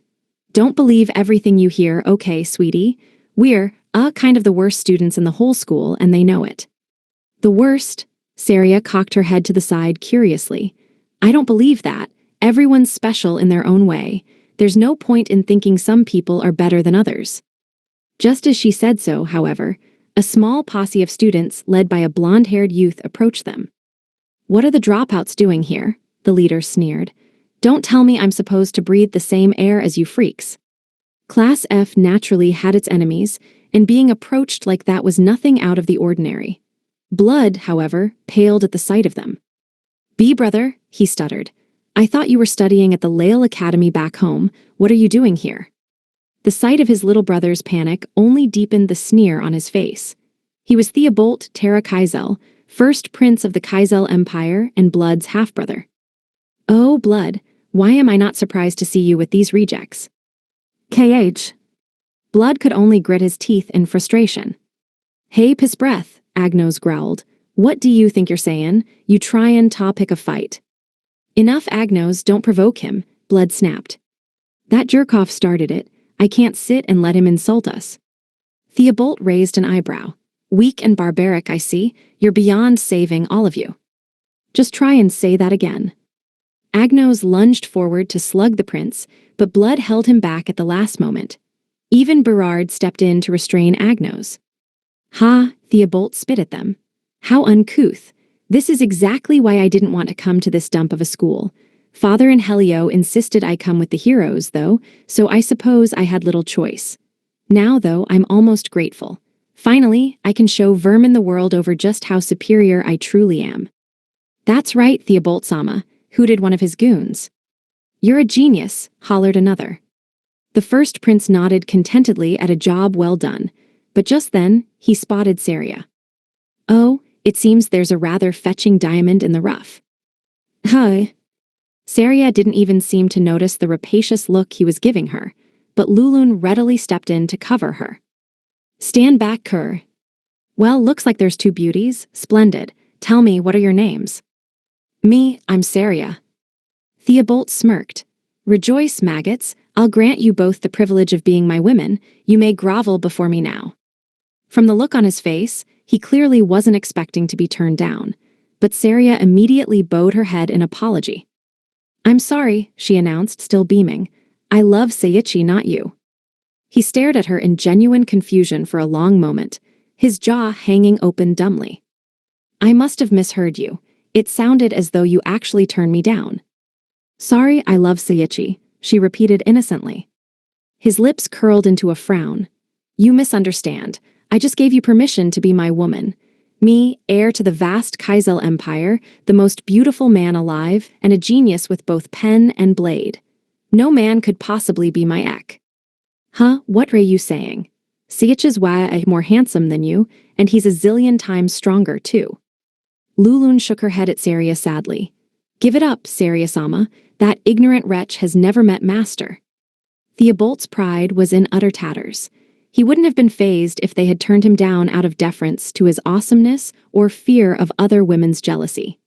Between Saria's innocent refusal and Lulun's abject pity, however, there was no way for him to rationalize his rejection. Jaya-ha-ha-ha, Agnos burst out laughing. He was talkin' like such a big shot, but he got shot down in a second. I'll grant you the privilege of being my woman, and she doesn't even give a damn about him. Ha-ha-ha-ha-ha. Blood frantically tried to hold in his laughter. And now, Agnos, try not to make a fool of my big brother. I'm sure he's trying. Berard scrawled something on his notepad and held it up so Theobolt could see it. Don't worry, everyone has off days. Between his sheer rage and embarrassment, Theobolt's cheeks turned a bruised shade of reddish purple. Finally, Altria rolled her eyes. You know, Beatrice-san said the teachers ain't supposed to buy into student affairs, but you'd better stop bothering those two. I ain't gonna sit back and watch that. And who the fuck do you think you are? Theobolt snapped at her. Me, I'll be teaching adventuring here. I bet I'll teach your class sooner or later. He snorted, shooting a dark look first at her, then at the rest of class too. You think being an adventurer, of all things, makes you better than me. What was that? I'm an elite, the best of the best. Don't you dare think your insults will go unpunished. You worthless cretins can't even use magic. You'll die in the same miserable obscurity you were born in. None of them said a word. I'm right, aren't I? He sneered. Of course I am. You know you'll never amount to anything ever. Why, I'd call that your only good point. Before he could continue, however, a voice from beside them cut him off. Who knew the future Emperor King of Kaizel had so much time on his hands? A young blonde man strode between the two parties, separating them from each other. Robert Eroth Winberg, Theobolt muttered as though the name were a curse. You've got nothing to do with this, but out. What, so you have no intent on attending class? I suppose you're right, that isn't any of my business. I couldn't care less if you fail. Idiot, the S-rank teachers here are of the Kaizelian nobility. They'd gladly overlook one little misdemeanor. I'm afraid you're the idiot, Theobolt. You're sorely mistaken if you think you can abuse your authority here. Ha, spoken like a real small fry aristocrat. Looks like someone's jealous. Where's your shame? Robert let out a heavy sigh. I'm so tired of arguing with you. I'd avoid you altogether if only you'd behave yourself. The hell do you say to me? Enough, I'm done with this farce. I'm getting back to class, and if you know what's good for you, you'll do the same. Who do you think I am? Robert didn't reply to Theobolt's provocations, however, and instead turned right back where he came from to rejoin his class. The Kaizelian prince glared after him, then whipped back to face Class F. Fine, Saria, was it? I won't forget this. Let's go. With that, he spun about and stalked away. Wait up, Theobolt-sama, cried his goons. As they were leaving, however, one of them turned back to glare at Leon. HMPH. Leon immediately tensed up in horror, prompting a bout of cruel laughter from the boys before they hurried to catch up with their leader. With that, Class 2F was alone once again. Blood turned to his classmates and bowed deeply. I'm so sorry for that trouble. The last thing any of them was expecting was an apology. None of them could say a thing. I feel horrible for what he said to you, Blood continued, turning to Saria and Lulun. Please forgive me for his indecency. No worries, I'm fine, Saria replied cheerily. Likewise, I thought nothing of it. Hesitantly, he nodded. Thank you. I swear that if he tries anything untoward, I'll be the first to lend you my aid. Agnos snorted moodily. Quit bowin' and scrappin'. Your asshat brother owes us, not you. Exactly, read Berard's sketchbook. We're fine. I am okay, too, Leon stammered, nodding his head frantically. Flora smiled thinly. He sure has a nasty way with words, but it's not like you insulted us or anything. Don't sweat it, really. That's right, Rachel chimed in. He was a bad guy, but he didn't do anything to really hurt us. Their words brought a bit of a smile to Blood's face, but he nonetheless bowed to Irene and Helen in apology. I'm sorry you ladies had to see that. I don't mind, really, Irene drawled offhandedly. Even diamonds have their flaws. I'm still far superior to him in every way. I don't really care, Helen agreed readily.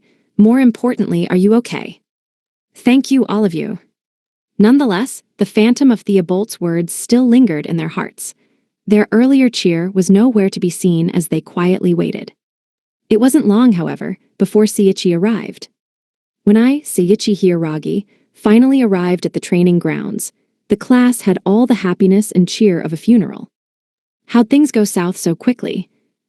Wait, I guess a few of them were always this gloomy. Beatrice-san seemed to notice their dark moods as well. Any idea what happened? I asked her. I'm afraid not. For now, let's simply refocus on class. As soon as we got close to them, Saria's head snapped up attentively as she looked at me. Oh, Seiichi. She and Lulun seemed fine, which was one less thing to worry about. The other kids also noticed our arrival and all turned their attention to us. One of them, however, still seemed to be acting a little oddly. I turned to find Agnos looking at me, as though I were a real-life superhero. Agnos-kun, why are you looking at me like that? Come on, Aniki, no need to be so cold. Just call me Agnos. Seriously, what's up with you? I mean, I barely know the guy. As I looked over the class for some hint, only Flora gave me a little smile. Ahaha, maybe it's because Saria-san and Lulun-san told us about your relationship. Our what? I got a bad feeling about that. Fearing the worst, I turned to Lulun. So, what you tell them about us? Nothing but the truth, master. I'm your faithful servant. Yeah, I was afraid of that. Why does she have to put it like that? I don't need everyone looking at me like some weirdo. If you're a knight, why don't you try to protect your own good name? As I was moping, though, someone clapped a hand on my shoulder, and I turned to come face to face with a cute stuffed bear. Don't worry, everyone has off days, read the sketchbook in Berard's hands. That's the last thing I want to read. Man, I wish I could cry. Al hesitantly approached us. Beatrice-san. Yes, is something the matter? I'm in charge of grading the kids, right? I can do what I want.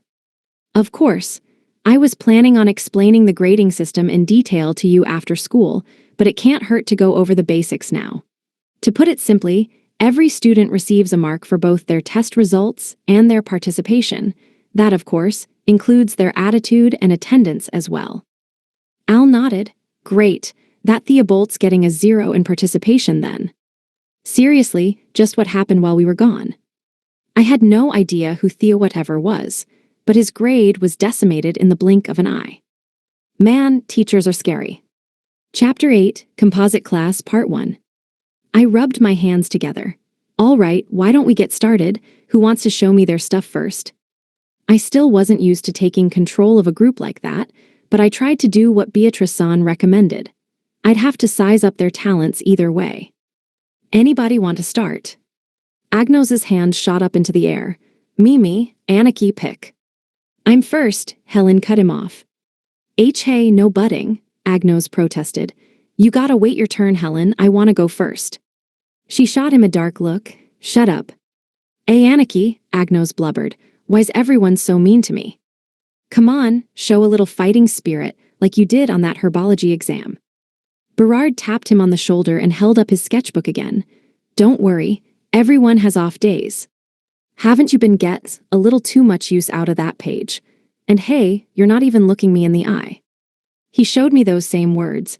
I thought idly as Helen squared up against me. All right, let's set some ground rules for our sparring, I said. You can use whatever weapon you'd like. I have defense out the wazoo, after all. I should be okay, even if they hit me. One more thing, I added. Since I want an idea of all your abilities, feel free to use magic. Don't worry, though, I won't cast a single spell in return. Helen's expression instantly darkened. She had always given off a pricky feeling, but now she felt outright threatening. You think I'm that weak, huh? No, I don't, really. I just didn't want to risk hurting them. I couldn't exactly hurt my students, or worse, on the first day of class. Besides, I wanted to measure their abilities, not mine.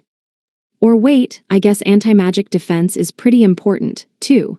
Whatever, it's not like this is the only class we'll get together.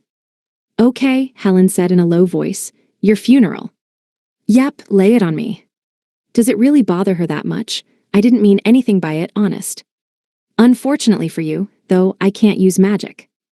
You what? I blinked in shock. She can't, not at all. I activated clairvoyance to check her magic aptitude, just like I had when teaching Saria and the others their magic.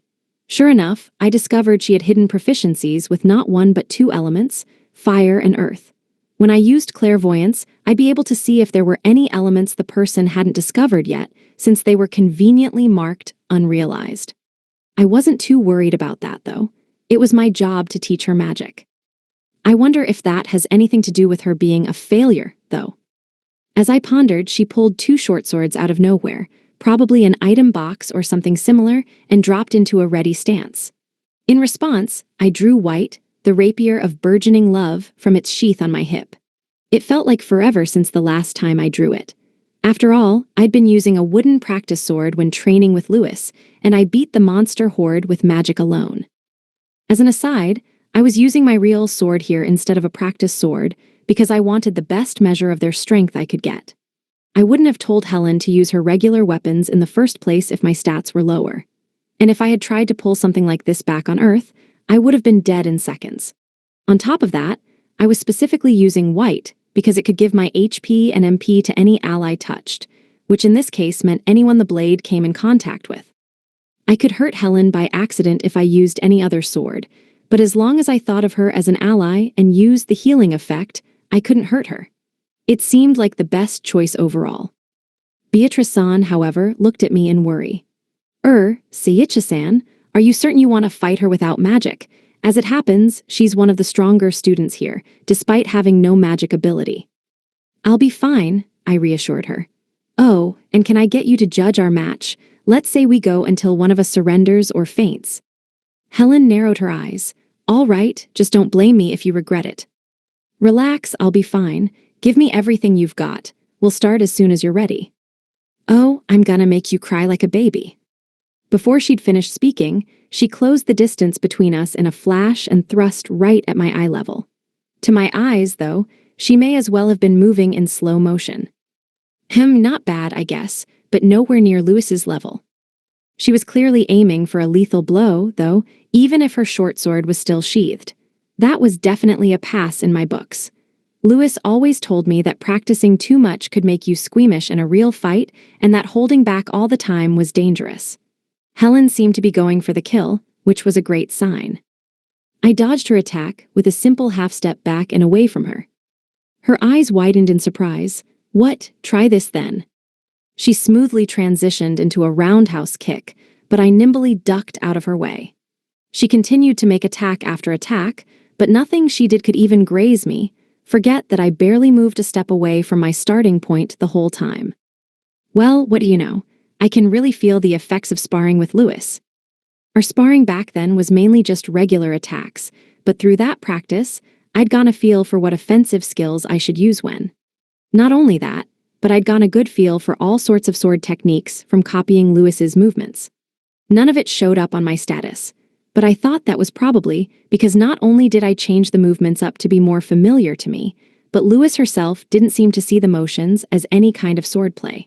I put my new abilities to good use in dodging Helen repeatedly. After an especially frustrated flurry of slashes, she jumped back to put some distance between us, glaring at me. Ha ha, just how many sword styles do you know? I could only pick out the Belzard swaying Willow style's sweeping kicks and the Heaven's Edge's own Guardian Godblade style. But you threw in a dozen other moves I've never even seen before. Not only that, your proficiency is basically master level. No, founder level. Who the hell even are you? I don't know. How? I really didn't know what to say. I was pretty sure I was just copying what Lewis did. I had no idea what I was doing in the first place. Besides, I couldn't answer her questions seriously if I wanted to. Seriously, what am I? A failed hero or just an adventurer? That's a question for the philosophers, I guess. Helen's expression hardened. Fine, I'll admit it, I underestimated you. Huh. That ends now. Get ready for my real power. She brought the tips of her short swords together, pointed squarely at me, then lowered her stance and drew her weapons up close beside her face. It was the kind of stance I'd expect to see from a single big sword, not two smaller ones. What's she even trying to do? She narrowed her eyes at me. Try not to die now. Did you say die? She's not really gonna use an attack like that on me, is she? I know I kind of brought this on myself, but seriously. Before I could say anything else, she closed the distance between us in the blink of an eye and extended her weapons. Secret technique, Twin Fang thrust. It was another thrust aimed for my face. But again, it barely seemed faster than her first thrust, to the point where I couldn't even tell the difference if I stopped to squint. Instead of trying to figure out her speed, I leaned back out of the way of her attack, grabbed her arms, and threw her just very lightly away from me. Kaya. Aw, crap. Unfortunately, I grossly underestimated my strength. I ended up tossing her a fair distance up in the air, about 150 feet or so. Damn Yume. Having already checked her abilities with analysis and clairvoyance, I knew she could not make it down unscathed. I didn't even want to think about what happened if she hit the ground from that high up. I shifted my position a little bit so that I was right under where she'd landed and jumped. In an instant, I was up on Helen's level. Her eyes widened in shock at the sight of me. What the hell? Sorry, I didn't think I'd throw you this far. Don't worry, I'll get you down okay. She was pale and trembling in terror, so I scooped her up in a princess carry to hold her steady. Unfortunately, that only seemed to confuse her. Huh. I'm so sorry, just hold on for a little while. I was just as flustered for putting Helen in such danger. It didn't even occur to me to use magic to descend safely or use my Garuda boots. We were going so fast that the wind had blown my hood clean off, but I didn't even care, and Helen had fortunately clamped her eyes tightly shut. You might feel a jolt, but just hang on. Huh. I had no plan except somehow sticking to the landing. Fortunately, I could bend my knees the exact instant we hit the ground, completely absorbing the impact. There wasn't even a crater or anything, and I was still standing soundly on my feet. Thanks, body, for being so screwed up. I'm pretty sure I'm breaking a few laws of physics. I mean, that was skyscraper height. How am I even supposed to take this? More importantly, how am I still a human? I looked down at Helen, who was still sound in my arms. She was evidently still bracing for impact, but she slowly opened her eyes since none had come. I'm alive. Sorry about that. About huh? She slowly looked up at me. She was really pretty, and under normal circumstances, I'd probably be blushing like crazy, but this clearly wasn't the time for that. As she began to come to her senses, her face began to turn red, and she started flailing in my arms. Shit, let me go now. Sorry. I gently set her down, but she didn't stand up. She just sat there, face bright as a traffic light. You okay? Me? What was that? She whipped around to face me with a look of more rage than embarrassment. I said my knees gave out. Help me up, will you? Sorry. I scooped her up in my arms again and carried her over to where her classmates were waiting. For a long time, none of them even breathed. Only Saria and Lulun were still as calm as if nothing had happened. You're so cool, Seiichi. A princess carry from Master, what enviable privilege. Al and Origa-chan were just as baffled as everyone else. This was probably Al's first time seeing me openly flaunting my physical powers, and I couldn't blame her for being surprised. Origa-chan wasn't as surprised, probably because she'd fought me before. Fortunately, the other classes in the training grounds seemed too far away to notice what I did. So, what now? Do we keep fighting? She blushed a little and turned away. No way, like I could keep it up now. Okay. Beatrice-san hurriedly regained her composure. Helen-san is unable to fight. Honestly, I'm surprised you're both okay. I laughed awkwardly. Haha, sorry, can I leave her to you? Of course. After leaving Helen with Beatrice-san, I ensured my hood was back in place, before addressing the rest of the class. They already saw my face, though, didn't they? I really wanted to avoid showing what I looked like, especially with the heroes right around here. I still wanted to meet and talk with Shouta and my other acquaintances, but I had no interest in seeing the guys who bullied me again. I wasn't traumatized by them or anything, but it wouldn't be a pleasant experience all the same, not to mention that I wanted to keep Saria and the others out of trouble. All right, I called out, clapping my hands together. Who's next? Most of them were still trying to wrap their heads around what happened, but Blood was the first of them to come to his senses. Can I call you Seiichi-sensei? Sure. In that case, Seiichi-sensei, I would like to be your next opponent. Great. But do you mind if instead of going alone, I enlisted the aid of Agnos and the others? The hell? Agnos whipped around to glare at him. What's the big idea? Isn't it obvious? I can't show my true strength alone. And I'm supposed to fight for you. Why, what else? Besides, I need your strength to showcase my true potential. Anything less would be disingenuous, wouldn't it? You're really trying to make Wimpin out sound good, aren't ya? Wimping? You fool. Only an absolute idiot would try to accomplish everything on his own. They argue a lot, but I can tell they're friends. As an aside, it didn't matter to me what Blood needed to show his true strength. I'd technically had some experience fighting against groups with Lewis, too. If you want to team up with somebody, Blood, then be my guest. Thank you, he turned to Agnos with a raised brow. So, your decision. Agnos scratched at his head in frustration. Fine, you win. I guess I can help a fucking shrimp like you not get stomped. HMPH, about time. You really piss me off, you know that. Berard scribbled something on his notepad. I'll help too. Berard, I greatly appreciate it.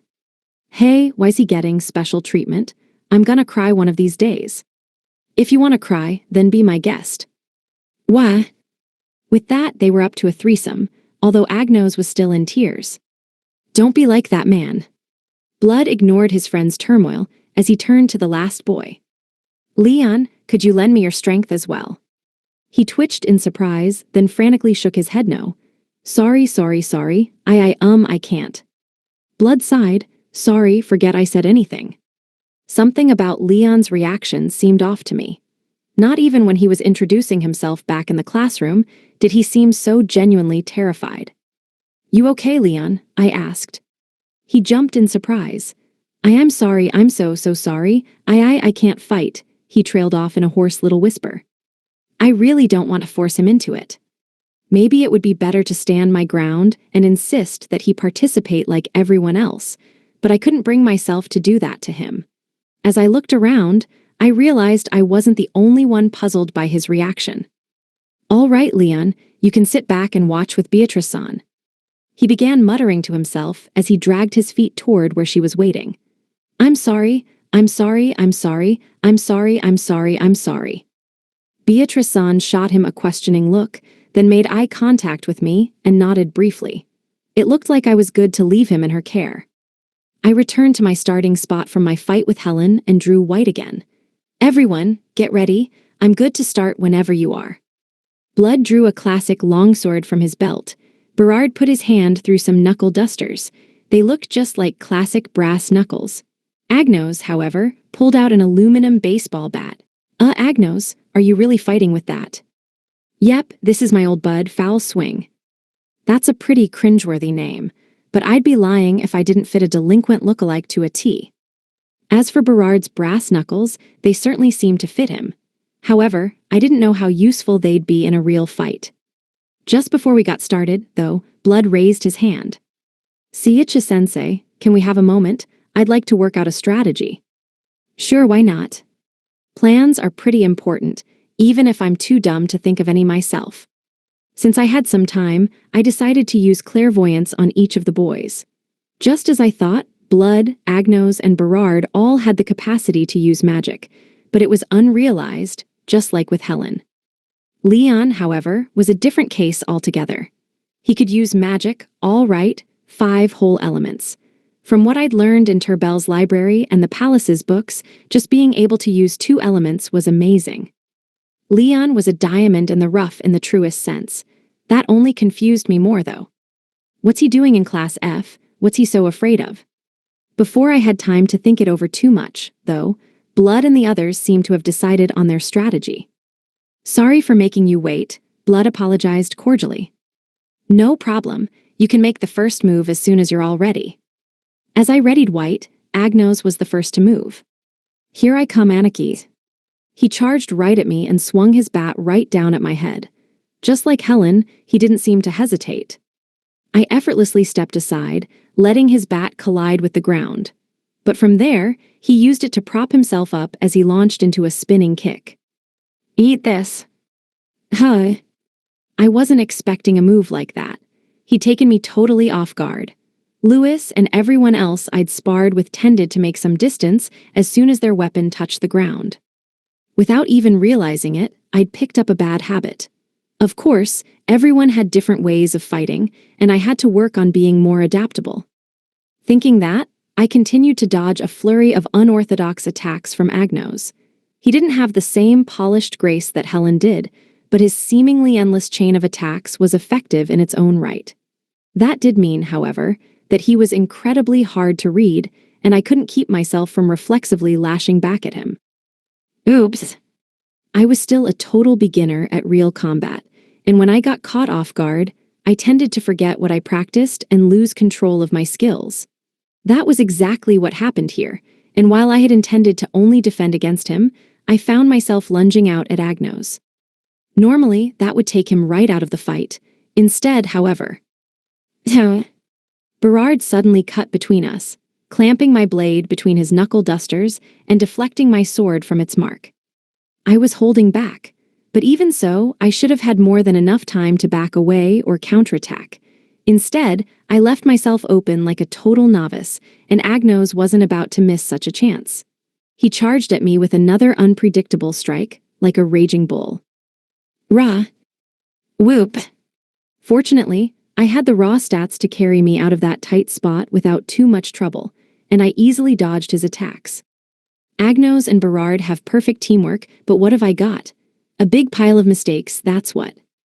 I had enough raw power to force my way through most things, but at times like this, it was painfully clear how little I knew still, and I was terrified I'd screw up big time. I wasn't worried about losing, though. I was afraid I might accidentally cause collateral damage. I took a deep breath as I focused on weaving through the pair's attacks. Unfortunately, I'd already made another mistake. Forgotten about me, have you? It was Blood's voice coming from right behind me. In the heat of the fight, I'd forgotten about him altogether. I whipped around to find him mid-thrust, the tip of his blade half an inch from my face and closing. Even given how slowly it seemed to be moving, I didn't have the time to react. Yep, no dodging that now. What I didn't expect, though, is that my body would take things into its own hands. I still didn't have a handle on auto defense, and it wasn't about to let me take a hit so easily. I found myself ducking down with startling speed, and in one smooth, sweeping kick, I swept all 3 boys' feet clean out from under them. They tumbled to the ground in what seemed to be slow motion, and just to be sure, I made 3 swift thrusts into the ground by each of their heads. Then, I leveled White at Blood's eyes, just like he had to me. Oh, damn it, why can't I learn to control myself? All it took was the slightest danger to totally lose control. I clearly needed tons more training still. I mean, I get surprised, and I automatically whoop everyone's asses. Is that how this is supposed to work? I'm living proof that all the skills in the world are useless if you can't use them well. For now, the important thing was that I got a decent idea of everyone's fighting styles, and I had a direction for my classes now. As odd as it sounded, I still had plenty of room to grow and get stronger myself. I'm tired of getting dragged around by my own body, after all. As I was getting lost in my thoughts, I realized that Berard had pulled out his sketchbook again. Agnos looked up at me enthusiastically, and Blood had a thin smile on his face. I knew it, Anarchy, you're great. Looks like I lose. We surrender. HMPH, first your face, then your monstrous strength. You full of surprises, aren't you? I give. With that, the battle was over. I didn't know what Blood was referring to about my face, but as for the strength thing, well, I didn't know what exactly he was getting at with that either. Only one thing was clear. I'm more surprised than any of them, honest. Chapter 9, Composite Class Part 2. So what exactly was your strategy, Blood? That was the first question that came to mind as the three of them stood up. Oh, nothing much. I simply suggested that the two of them pressure you with their attacks and take your attention. Then, as soon as you'd forgotten about me, I'd attack you from behind. Makes sense. I'm pretty sure your only mistake was talking and letting me know you were behind me. If he hadn't stopped to gloat, he might have succeeded in his surprise attack. Nothing was a sure bet between clairvoyance and auto-defense, after all, but as long as I didn't activate the former, I was pretty much defenseless. Not only that, if I was in total control of my body, I wouldn't have even needed auto-defense. That just made my turning around feel even more critical. Blood shook his head. No, I was specifically trying to revert your attention. In doing so, I could split your focus from Agnos and Berard and, by extension, give them an opening. I may be competent with a sword, but I'm in no way a master. The plan was always for me to be the decoy for the others. My jaw dropped. So Agnos and Berard were supposed to look like the decoys when actually they were the key. Nothing much, my ass. I couldn't plan that effectively if I tried, and it was hard to believe we were the same age. Even if it turned out plotting things out like that was common, I sure didn't have the brains to do it. The really sad thing is, I never even considered any of them could be decoys in the first place. I mean, I needed to beat all three of them to win anyways, right? Yeah, okay, that's an excuse. I'll admit it, I'm clueless. Happy now. A bitter smile crept across Blood's lips. I suppose the matter of decoys never mattered to you in the first place, did it? Oh no, he saw right through me. All I could do was smile feebly at him. With that, Blood and the others went back to the sidelines to watch the next match. I turned to the three remaining students. Okay, what next? Flora, Rachel, and Irene all raised their hands. Me. I think we should all team up. Can we, Tilda? It looked like they were taking a page out of the boys' book, and just like with them, I had no reason to turn them down. It'd even give me a chance to try and improve on my shortcomings from the last battle. Yeah, Flora pumped her fists. Let's do this. Don't go too hard on us, Tilda. It was then that I realized Irene was acting funny. Something wrong? I asked her. She didn't reply. Her eyes were glued to the ground sullenly. After a long moment, she sighed. Oh, what's the point? Hi. I didn't know how to respond to that. Don't you realize how gorgeous you are? She spat. How dare you hide under that hood? You're depriving humanity of one of its greatest treasures. Beauty exists to be flaunted. You have a solemn duty to show your face to the undeserving common folk. But no, you Seiichi-sensei are flouting your duties in a manner most foul. You are sorry. Don't bother apologizing. Your crime is beyond all forgiveness. As a true beacon of perfection, I shan't rest until you take up your burden. You don't have to, seriously don't. I tried to smile at her, but it was a genuine struggle. Seriously, what's the deal with my face? I haven't looked in a mirror since coming to this world. Actually, I don't remember seeing an actual mirror here, ever. To be honest, I didn't care what I looked like. Not knowing couldn't hurt me, after all. The fruits of evolution had changed even my bone structure quite a bit, probably even rewriting my DNA, and it was enough to know that I didn't look like I did on Earth. Haha, what if that painting May drew turns out to be my real face? Honestly, I'd be pretty happy if that's the case. She made me look so handsome. While mulling over Irene's words, I realized she'd pulled out her weapon and had taken up her place with the other two girls. She was still visibly fuming. "What are you doing, Seiichi-sensei? Let's get started now. The battle for true beauty begins now." It's just a regular practice match." The girls faced me head-on. Like with my match against Blood and the guys, I scanned their stats, but none of them had magic they could use either. That made it official. None of them deserved to be called failures offensively. That meant it all depended on their inability to use magic. It made sense for that to be a big deal in a magic academy, but it still seemed a little harsh. There was always the possibility that the other kids were even stronger than the Class 2F kids. But Beatrice-san said that Helen was pretty strong, so that didn't seem likely. The weirdest thing of all was that Leon could use magic. It all seemed arbitrary. Oh, and just to be clear, I'm only looking at the magic proficiency bit of the info. I'm doing what I can to protect their privacy, especially the girls' 3 sizes and stuff like that. There's some stuff I just don't need to know. Clairvoyance. That's why I have no idea what kind of sword style Helen was using. With that, I looked at the trio opposite of me. Flora was holding a greatsword nearly as big as she was, Rachel had a spear, and Irene was carrying a scythe. Irene looked at her reflection in the scythe's blade and sighed. "Oh, why must I look so perfect, no matter what I hold? I'm a gorgeous goddess of death, one who will steal the soul of my poor, dull teacher. I hope you're ready. We're not gonna hold back, okay? Here we come." Well, that's a nice little summary of their personalities, I thought as I readied myself. The next second, Flora was the first to move. She picked up her sword with terrifying ease and closed the distance between us, aiming for a wide horizontal slash through my gut. Here goes, ha. I effortlessly killed the momentum of her attack, then backed up to give me some breathing room. Irene followed me step for step, though, aiming for my neck. "Your head is mine. I'll put it on display for the good of all the people of this world." "I didn't even do anything wrong. Why do you need to make an example of me?" "No, perhaps I'll leave your body attached. That way, the common folk can also appreciate your magnificent body. But I'll be dead either way." She didn't even seem to hear me, as I dodged slash after slash. Okay, not bad. I'm really moving. Lewis had taught me a lot of fundamental footwork, so all that was left was to make the moves on my own. I dodged attack after attack from the two girls, trying to keep my movement to a minimum. "Oh, come on, why won't you get hit already?" "KH, you're almost decent, Seiichi-sensei, but I shan't surrender, not before your head is mounted on a stake." "Seriously, give that up already." Irene was starting to slow down a little, the weight of her weapon clearly starting to get to her. Flora, however, was still running at full steam. Wow, she's got stamina for days. At that moment, I felt a chill run down my spine.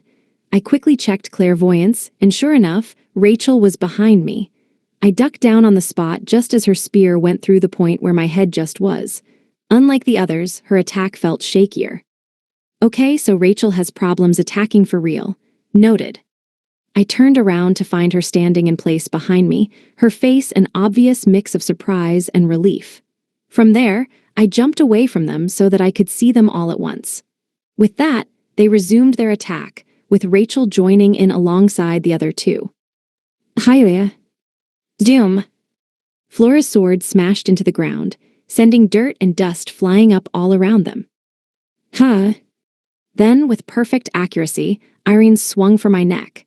Even Rachel joined in the offensive, flanking me and jabbing at me with neatly drilled moves.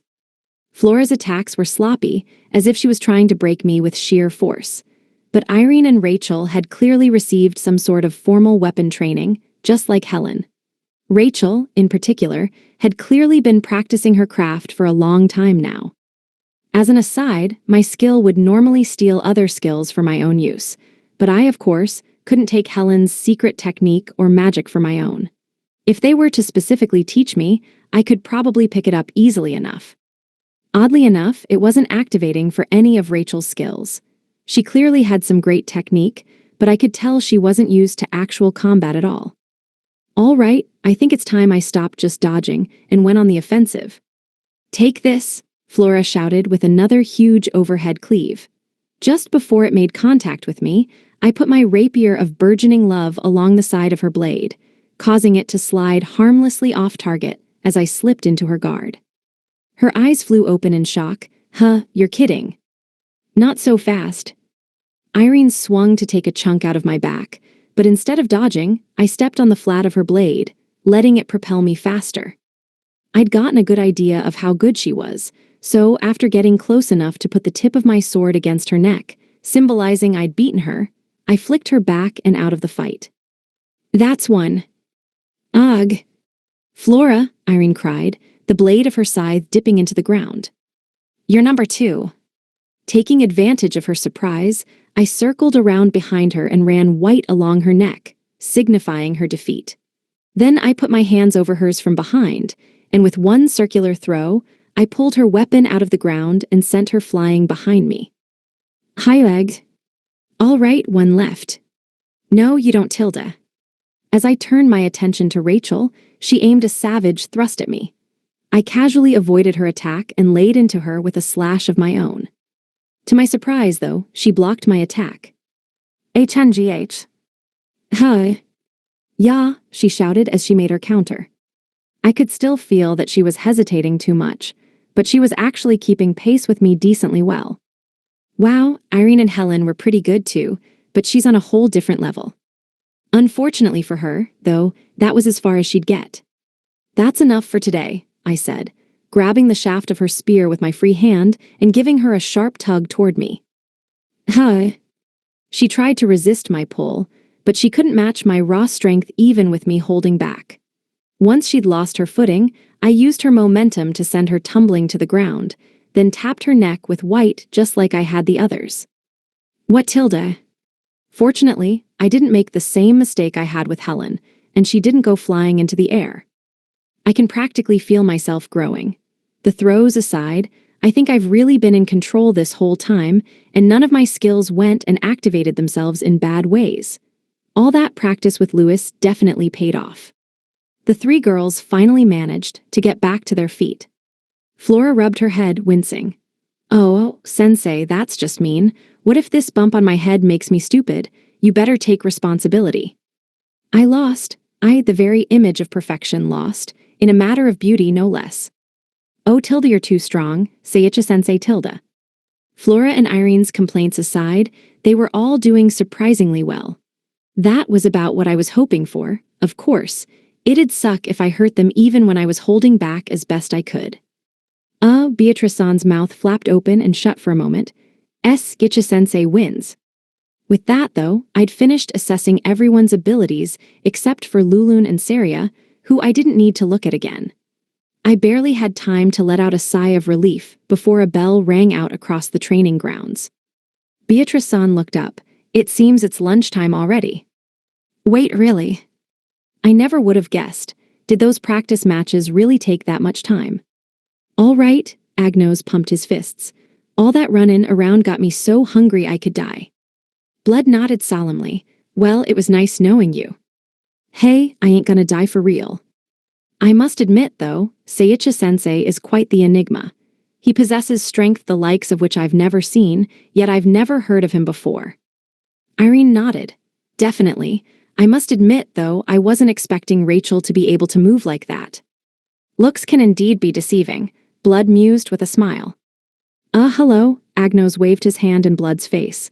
I ain't dead, see, can you hear me? The students already seemed ready to eat. Now that I had a moment, I noticed that the other classes using the field had already begun to disperse. I turned to Beatrice-san. Is it okay if we just go to lunch now? Of course. What would you like to do after lunch? Since Saria and Lulun are friends of yours, I imagine you know their strengths already. Yeah, I guess. I'll ask them just to be sure, though. Understood. First, though, it's time for lunch. Beatrice-san issued a few short instructions, after which the class eagerly dispersed to fill their bellies. I still had no idea where I could get food at the academy, but luckily, Beatrice-san seemed to have a plan. I don't believe I introduced you or your friends to the cafeteria, have I? Would you care to eat together? Really? You don't mind or anything? Of course, the students will be eating there as well. I must admit, though, I've always wanted to have lunch with another teacher. She smiled somewhat shyly, but my mind was already on other things. Why'd she put it so weirdly? She's had lunch with other teachers before, right? How could she not? Don't tell me she gets treated like trash because she teaches Class F. Seriously, this whole damn school is a mess. Why can't people just get along like human beings? I tried not to let that dark realization dampen my mood, however, as Saria, Lulun, Origachan, and Al followed her to the cafeteria. Along the way, I decided to ask Saria and Lulun what they thought about fighting me. I want to try. It's been forever since we fought in the forest, so I want to see how strong you are now. What delicacies do you suppose they have in the cafeteria, Master? I can't wait to see what they have. That doesn't count as a response, Lulun. Since Saria would be fighting, I decided to have Lulun fight as well. It was her fault for not hearing me out, after all. We made small talk the rest of the way to the cafeteria. Surprisingly, it was far bigger and fancier than any high school food court I'd seen back on Earth. In addition to regular table seats, there were counter seats, and even a terrace, all of which were tightly packed with students. It had a more university feel than the food courts I was familiar with, but it had a cleanliness and air of refinement that just blew me away. Whoa! Master, look at that!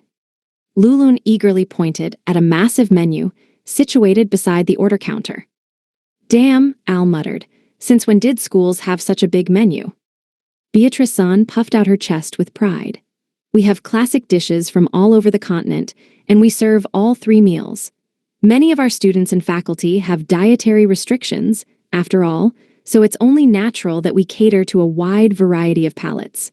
We wouldn't be able to offer such a menu if not for all the different countries in attendance here. Lulun swallowed hard.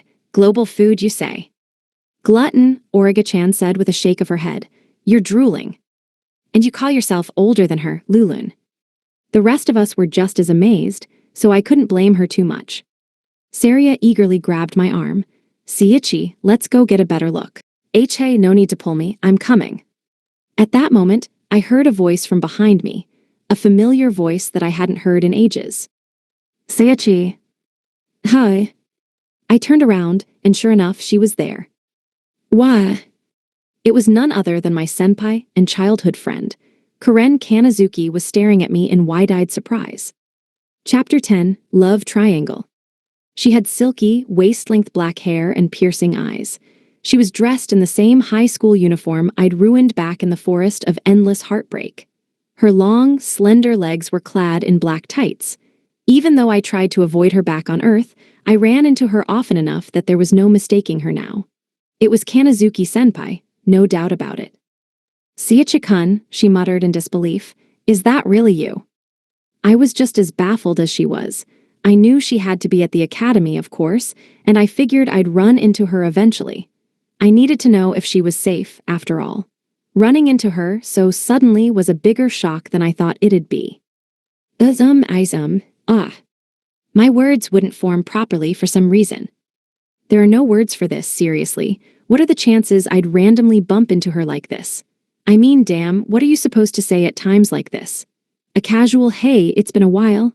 A friendly, how have you been? Or what if I go whole hog with, hi, girlfriend, wanna grab a bite? I took a few deep breaths. It was clear that I needed to calm down. As I stared blankly at her, though, Kanazuki-senpai folded her arms. HMPH. That way, you fumble with your words, struggle to adapt quickly, and most damningly, how your breathing has increased by an interval of roughly 0.2 seconds. It has to be you. That's how you tell it's me. How does she even know that stuff? Heck, even I don't know how often I breathe. Was she always like this? She was a cool and composed beauty who everybody seemed to love. I couldn't imagine her becoming some kind of overanalyzing pervert. Eyes brimming with tears, she rushed at me and hugged me tight. What? Came Al's indignant voice from behind me. I couldn't even react. Her sudden hug left me frozen in shock. I'm so glad you're all right. I knew you would be okay, and yet I couldn't shake my fears completely. I don't even know what to say. So she was worried about me this whole time. Between my sudden weight loss, change in height, and even my voice change, I was afraid she wouldn't even know who I was. I still had my hood on, even. As she hugged me, I could feel her tremble with emotion. Wow, I had it better than I ever knew. Even when I was ugly back on Earth, even though I was bullied day in and day out, there were people who genuinely cared about me. I was a real idiot to push them away and insist I was alone. Just as I was about to put my arms around Kanazuki-senpai, her voice suddenly took on a deeper, more threatening tone. You smell like women. I broke out in a cold sweat, even though I had no idea why. What's wrong with me? Why the chill all of a sudden? As I tried to figure out what was happening, she pulled away from me and fixed me with a horrifyingly expressionless look. You smell like women. Why are you repeating that? I still had no idea what was going on, but my instincts told me I was in mortal danger. It was then that she finally noticed Saria and the others. Who are they? Finally, a change of topic. Oh, there. How odd, she interrupted, narrowing her eyes at the girls. I can smell Seiichi-kun's scent on you. How very puzzling indeed. What's more puzzling is that sense of smell, I blurted out. Seriously, is she perfect even down to her nostrils? Kanazuki-senpai cleared her throat. I am Karen Kanazuki. I have been with Seiichi-kun as his childhood friend for many years. Who are you? Something about how she was talking sounded off, and she seemed oddly prideful for some reason. Saria smiled warmly at her. Nice to meet you, I'm Saria Skitch's wife. BFGH?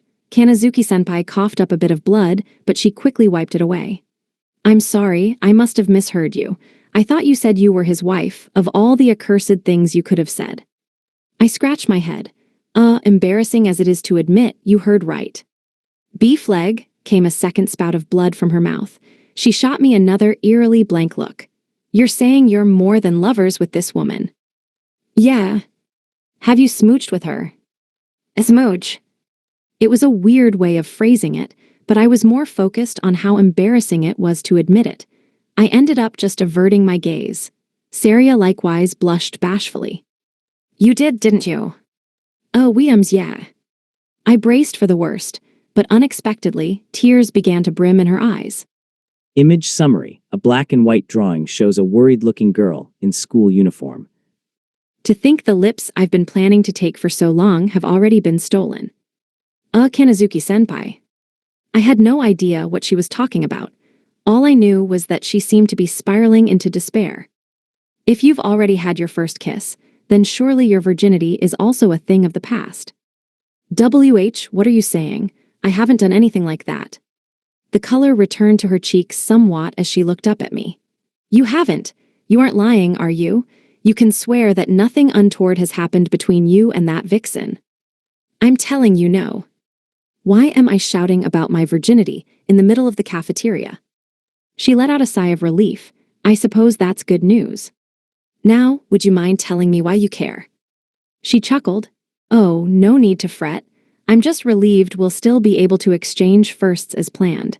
It seems your first kiss is already a thing of the past, but I'll be able to offer you my first as planned. BZZZT, time out. What the hell is wrong with her? Why is she acting so differently? I mean, this just took a seriously dirty turn. I knew girls told worse dirty jokes than guys. More importantly, what was she even getting so depressed about? As I shuddered with the unknowable implications of what she'd said, Kanazuki-senpai turned her attention to Al. So, I suppose you're Seiichi-kun's friends as well. She nodded hesitantly. Yeah, I'm Altria Grem. Who the hell are you to Skitchy, really? Kanazuki-senpai puffed out her chest proudly. I'm none other than his childhood friend. I've known him years longer than any of you. That's so, Al faltered for a moment, then seemed to make up her mind as her cheeks flushed red, and she looked Kanazuki-senpai in the eye. I'm Seiichi's GG girlfriend. Bfeg, again, she hacked up a startling amount of blood. She should really get that looked at. As the others introduced themselves, I tried to distract myself with Kanazuki-senpai's mysterious new health condition. HMPH, childhood friend. I am Lulun, master's servant and knight alike. Origa Carmelia, I'm Seiichi-oniachin's little sister. We're family. My name is Beatrice Lognar, and I swear I'm only his teaching assistant. More importantly, how in the world do you two know each other? She's a hero. Sorry for getting you involved in this mess, Beatrice-san. but you're exactly the voice of reason we need right now." She was evidently the only one who found Kanazuki-senpai and my relationship at all weird. I knew it, I'm not the crazy one after all. Kanazuki-senpai is the weirdo, and she used to be so cool and composed. Come back, chill Kanazuki-senpai. I looked back at her, but her eyes had rolled back into her head.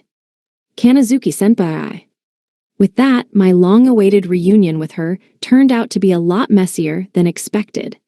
Instead of eating, we took up an upsetting amount of space at the cafeteria's entrance, causing such a ruckus that we were even getting the stink-eye from across the hall. Chapter 11, The Truth. Even though Kanazuki-senpai's eyes had finally returned to normal, she had begun cackling under her breath like a broken doll. Hee Kei Kanazuki-senpai, why you're really starting to scare me.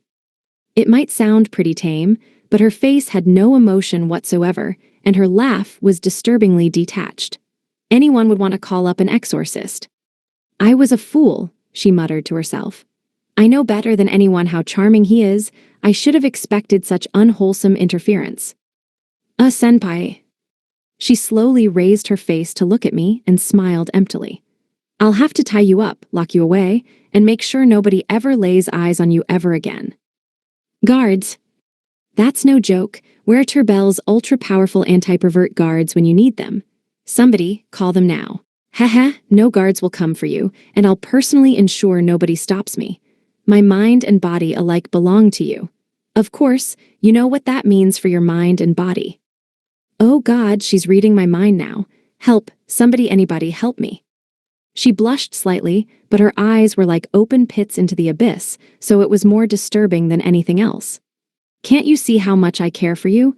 I've only had eyes for you from the very beginning to the end of time. Of course, I know what you're thinking. I love you so much, I swear I'll go crazy, hee hee. I guess having the girls go crazy for me isn't all it's cracked up to be. Wait, I don't have time to crack jokes. I never know how my brain manages to stay so calm at times like this. As I recoiled, shuddering, Al finally stepped in between us. Look, I don't get what the hell you're talking about, but could you get away from my Seiichi? You're so cool, Al, hug me, and man, I'm really pathetic, aren't I? The two of them started a stare down, but fortunately, Beatrice interrupted them. Are we going to have lunch or aren't we? Thanks, Beatrice-san. You're one of the few sane people in this crazy, crazy world. After Al and Kanazuki-senpai agreed on a momentary truce, we all ordered lunch and sat at an empty table. Of everyone, Saria especially barely seemed to notice Kanazuki-senpai, and she didn't hesitate to sit right beside me and attack her Hamburg steak with gusto. She seemed to notice I was watching her, though, and she looked up at me in confusion. Is you okay? Yeah, it's just, watching you eat is so relaxing, you know. She blushed a little, but her smile grew even wider. Really? I'm happy to hear that. With that, she got right back to her meal. Origa-chan likewise didn't seem to care much about Kanazuki-senpai, and she focused on her omurice, the same thing I'd ordered. Similarly, Lulun only had eyes for her 3 trays full of food. She'd ordered the omurice, Hamburg steak, and fried fish sets, and she was clearly loving every bite of it. Apparently, she'd ordered less than normal on purpose. She never changes, does she? Just as I was starting to envy her, Al cut the lunchtime mood short by glaring at Kanazuki-senpai again. So, who the hell are you? And Seiin, your Skitch's childhood friend doesn't tell us anything, just so we're clear. Well, Kanazuki-senpai started. Seiichi and I have been close since far before I arrived here as what you would call a hero. Al blinked in disbelief. Hero, but wait, that means Seiichi's. Beatrice-san shot me an equally surprised look. I wasn't really trying to hide that information. I just hadn't gotten around to telling them, and yeah, I know that's just an excuse. I let out a small sigh, then replied loudly enough that everyone at the table could hear me. That's right. Just like Kanazuki-senpai said, I came here from another world. Trust me, though, I'm no hero. I'm not that noble or important. And besides, it wasn't like I was sent here via hero summoning, per se. The hell does that mean? Al wrinkled her nose. Sure, I heard the Kaizel Empire summoned a whole bunch of them, but... I scratched my head uneasily. Ahaha, well, everyone in my old world hated my guts. When I got sent here, I was the only one who wasn't hit by the whole here summoning spell. What? Since coming here, I've gotten a lot thinner and taller, but back then I was hideous. I got bullied like you wouldn't believe. Luckily, I made it through the abuse with a little help from my friends. Al was a little too silent for my comfort, so I had to know what she thought. Al, you don't hate me now, do you? Hi. I mean, I look totally different now. You'd vomit at the sight of me. I have the skill to keep my BO under control and everything, but at the end of the day, I'm basically a cockroach in disguise. I didn't mind anyone knowing I came from another world. My real worry was how they'd treat me if they knew what I was really like. I was terrified. But still, they said they loved me. Maybe they would accept me as I really was. As much as I hated my old self, it felt like the only way to really get closer to the others. Meeting Kanazuki-senpai seemed like the perfect reason to finally do it. To give them a better idea of what I used to be like, I recalled my old body as best I could and created a spell that could produce a mini version of it. Figurine. Just like that, it appeared in the palm of my hand, and I ignored the voice in my head announcing that I'd created a new kind of Seiichi magic. It had the same stumpy limbs, bloated body I was so familiar with, not to mention the pimple-ridden face. I couldn't reproduce the smell, of course, but this should be enough to repulse them. This is what I used to look like back when I was powerless. Seiichi-kun, Kanazuki-senpai muttered piteously as she looked at the figure, but she didn't continue. Let me guess, they hate me now. Of course, they'll want to find guys who suit them better. I'm the last person they should be wasting their time with. But you're you, Saria said as if it were obvious. She seemed genuinely confused. Hi. You're you. The important parts haven't changed at all, right? Why, you're kidding, right? Look at this ugly little guy. Doesn't he make you sick? Why, what about him would make me sick? I mean, he's ugly, right? But he has your same personality, right? You're right, but... Kanazuki-senpai nodded. Agreed, nothing's changed. Saria smiled at me. See. See what? I like how you always overreact, you always have something snarky to say, you sometimes act really silly, you're a lot of fun to be with, and you always make me smile. That's why I love you. Saria. I love you because you're you. No matter who you were or who you will be, I always love you. I'll always love you and you alone. While I was still gaping, Al shook her head disappointedly. And here I thought you had something serious to say, who cares? There was a hint of anger in her voice, even. You too, Al. Seiichi, you saw Turbell, right? Nobody gives a flying fuck what you look like. Seriously, I didn't think you were petty enough to care about this shit. Just for the record, nobody in the capital would give a damn over something like this. They accepted me, curse and all, and you think they'd shut you down 'cause of how you look. My calamity was just a part of what made me me. Whatever you look like, that's only one teeny, tiny chunk of who you are. Our problems are quirks, that's it. The band of weirdos in the guild came to mind, and I tried to imagine what they'd say if they saw me. Why, Seiichi-kun, you've got quite the belly there. That's just more fuel for exercise. Let's turn that into raw muscle. All right, 10,000 crunches, go. Oh my, what a splendid body you have there. Don't you wish the entire city could see you in all your glory? Come, take off your clothes. Only glorious freedom awaits. Hey man, wanna screw me? I couldn't imagine them turning me away, even for a second. I didn't doubt for a second they'd try to rope me into their perversions like always. While I grappled with the thought, Al continued with a calm smile. Sides just like Saria, I like you 'cause you're you. That shouldn't be news. I mean, you accepted me, curse and all. And I hate to put it like this, but I gotta be frank. She blushed bright red and swallowed hard before continuing. I could never like anyone except you. I know that sounds too cutesy and demure from a chick like me, but we're soulmates or whatever. What? Past, present, or future, it's me and you for good. But why would they go so far for me? Origa-chan tugged on my sleeve. Seiichi Oniya-chan. Yeah. I was a bad omen, but you didn't care. I was so happy. You didn't change. I don't know you very well yet, but I know that. You hugged me when I was sad. You patted my head, now it's my turn. With that, she tightly wrapped her little arms around me and softly stroked my hair. There. At some point, I didn't even know when I'd started to cry. I always trusted them, and I knew they wouldn't reject me so easily, but opening up to them was still terrifying. I was so happy, I didn't even know what to say. I finally found people who accept me for who I was.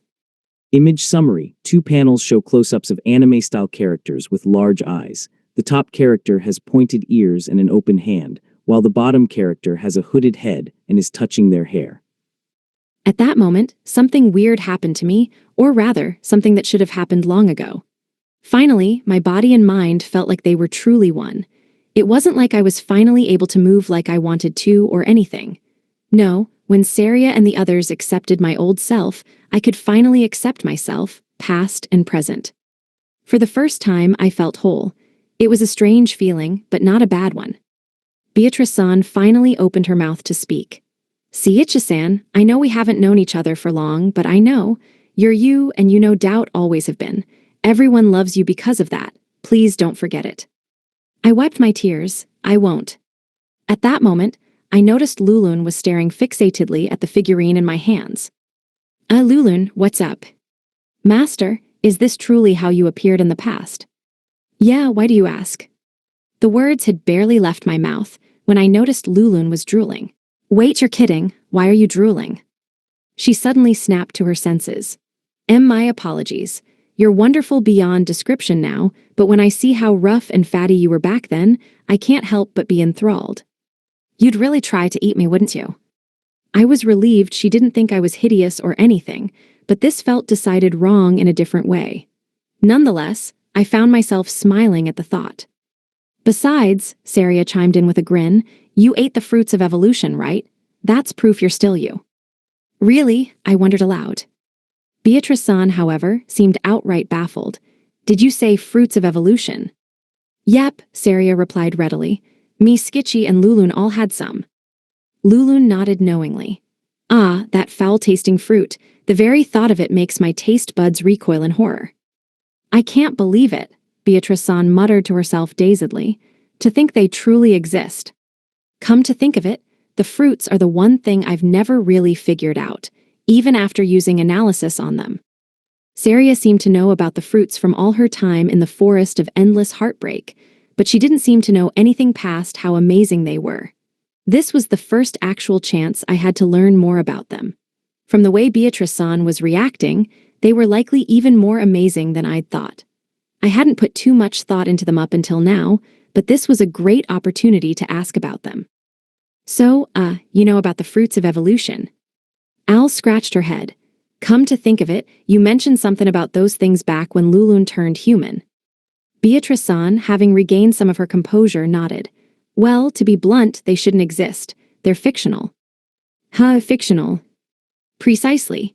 They've only been referenced in old books, and nobody knows how or where they're grown. It was thought that they were myths. Really? Really? In fact, there's only one extant text that mentions the fruits at all. It refers to them as miraculous things that surpass the designs of the very gods, a plant that stands at the pinnacle of all life. Okay, what does that mean exactly? It means the fruits don't exist. The more she said, the more confused I got. If they don't exist, how did I eat them? How am I still alive? Let me explain as simply as I can. Everything in this world, every act, every event is laid out per the gods' will, fate, in a word. Only the gods are privy to such knowledge. That made enough sense. Back on Earth, they said God was omniscient, so it'd make sense if fate or something like it existed. But wait, the God that sent me to this world said the gods don't have any power here. What's with that? The fruits of evolution, Beatrice-san continued, are said to be beyond the gods' vision. In other words, they exist independently from fate. So the gods don't even know the fruits exist. They're like wild cards. Precisely. Whoa, that's a lot bigger of a deal than I thought. No way a normal guy like me should be messing around with that shit. That's really ambitious stuff. But how does anyone know stuff like that? I asked. What, did somebody ask the gods or something? Yes, exactly. Wow, not the answer I was expecting. I've heard about talking to God, but that's just ridiculous. I mean, they can't just sit down and have a conversation, can they? How do you ask a god something exactly? Ah, I see. You're new to this world, so I suppose you wouldn't know. You see, our gods have already left this world. Sorry, I knew that already. I've heard there are so-called gods in some dungeons, she continued, but they aren't higher-order beings like the true gods I'm referring to. The true gods have abandoned our world. If I remember correctly, the black dragon god I killed was worshipped and everything, but he clearly wasn't the kind of omnipotent being I would have expected from a god. It wasn't hard to distinguish the two in my head. Once long ago, however, we received the gods' blessings, but everything changed when the gods began to war with one another. War. You see, one of the gods attempted to establish himself as their king. He attacked his brethren, and a fierce battle broke out. Because the humans at the time supported the would-be king of the gods, we were abandoned. The other gods beat the upstart, after all. Wait, so why did humans support that one god? Well, the predominant theory is that he was most generous with his blessings. Okay. Geez, my head's already full of the fruit mysteries, and now she's laying more myths on me. Man, I wish I had a teenage super sleuth in a kid's body to help me close this case. Fortunately, Beatrice-san seemed to notice I was struggling, and she continued with a slightly pitying smile.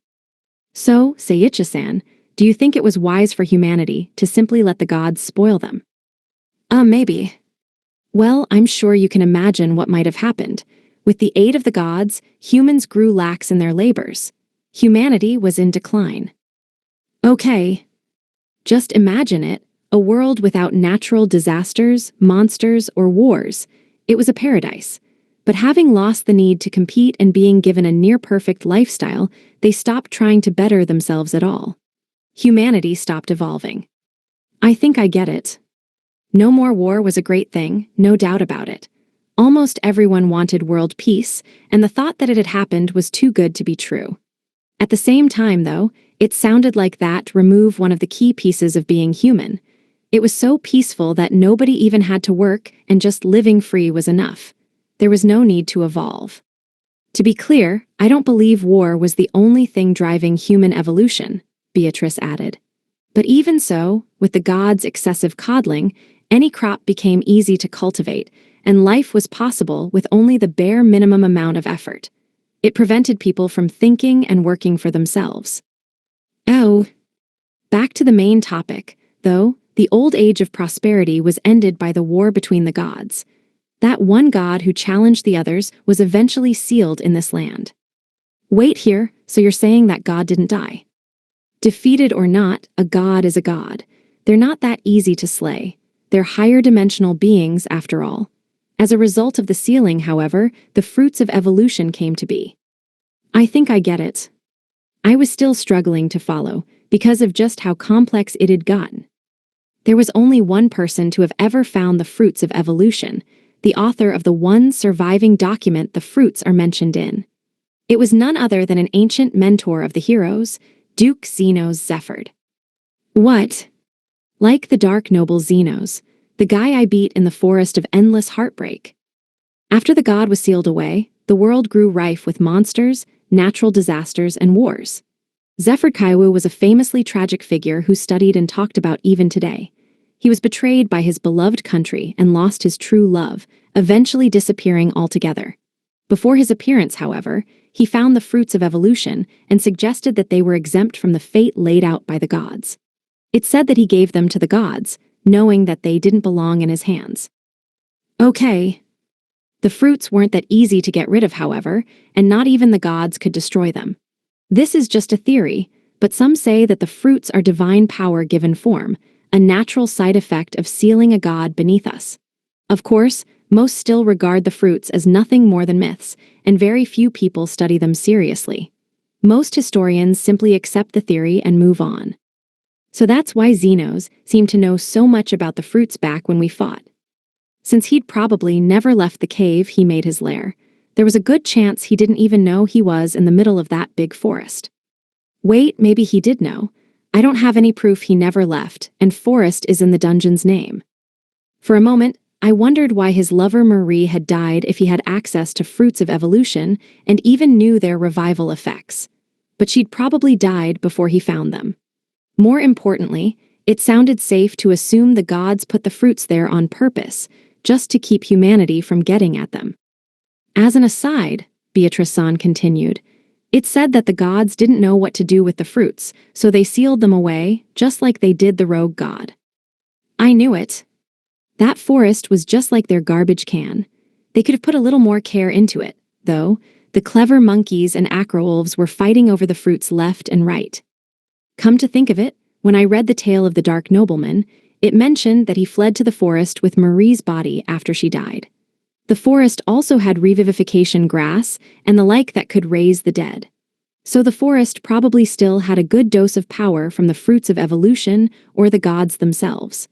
That certainly explains why he chose that place to hide out. Beatrice-san seemed to notice the surprise on my face. Do you understand then? If you've truly found and eaten the fruits of evolution, then there's no telling the effect that could have on the entire world. I don't know if you can believe it, but I only started looking different after I ate the fruits. I'm not surprised. If the records are true, eating the fruits made you a higher-order being. You were truly born anew. That only proves that your current body is you, beyond a shadow of a doubt. I could only stare at her blankly in surprise. See, Saria chimed in with a grin, I told you you're you. This time, I replied not with tears, but with a heartfelt smile of my own. Chapter 12, The Monstrosity Stirs. After hearing the truth about the fruits of evolution, I glanced over at Kanazuki-senpai to find an oddly dead look in her eyes. Hehe, Seiichi-kun was keeping secrets from me. I'm not jealous, no, not jealous at all. Crap, I guess we totally forgot about her. Of course, she knows nothing about the fruit or anything. I really should have asked Beatrice-san about it some other time.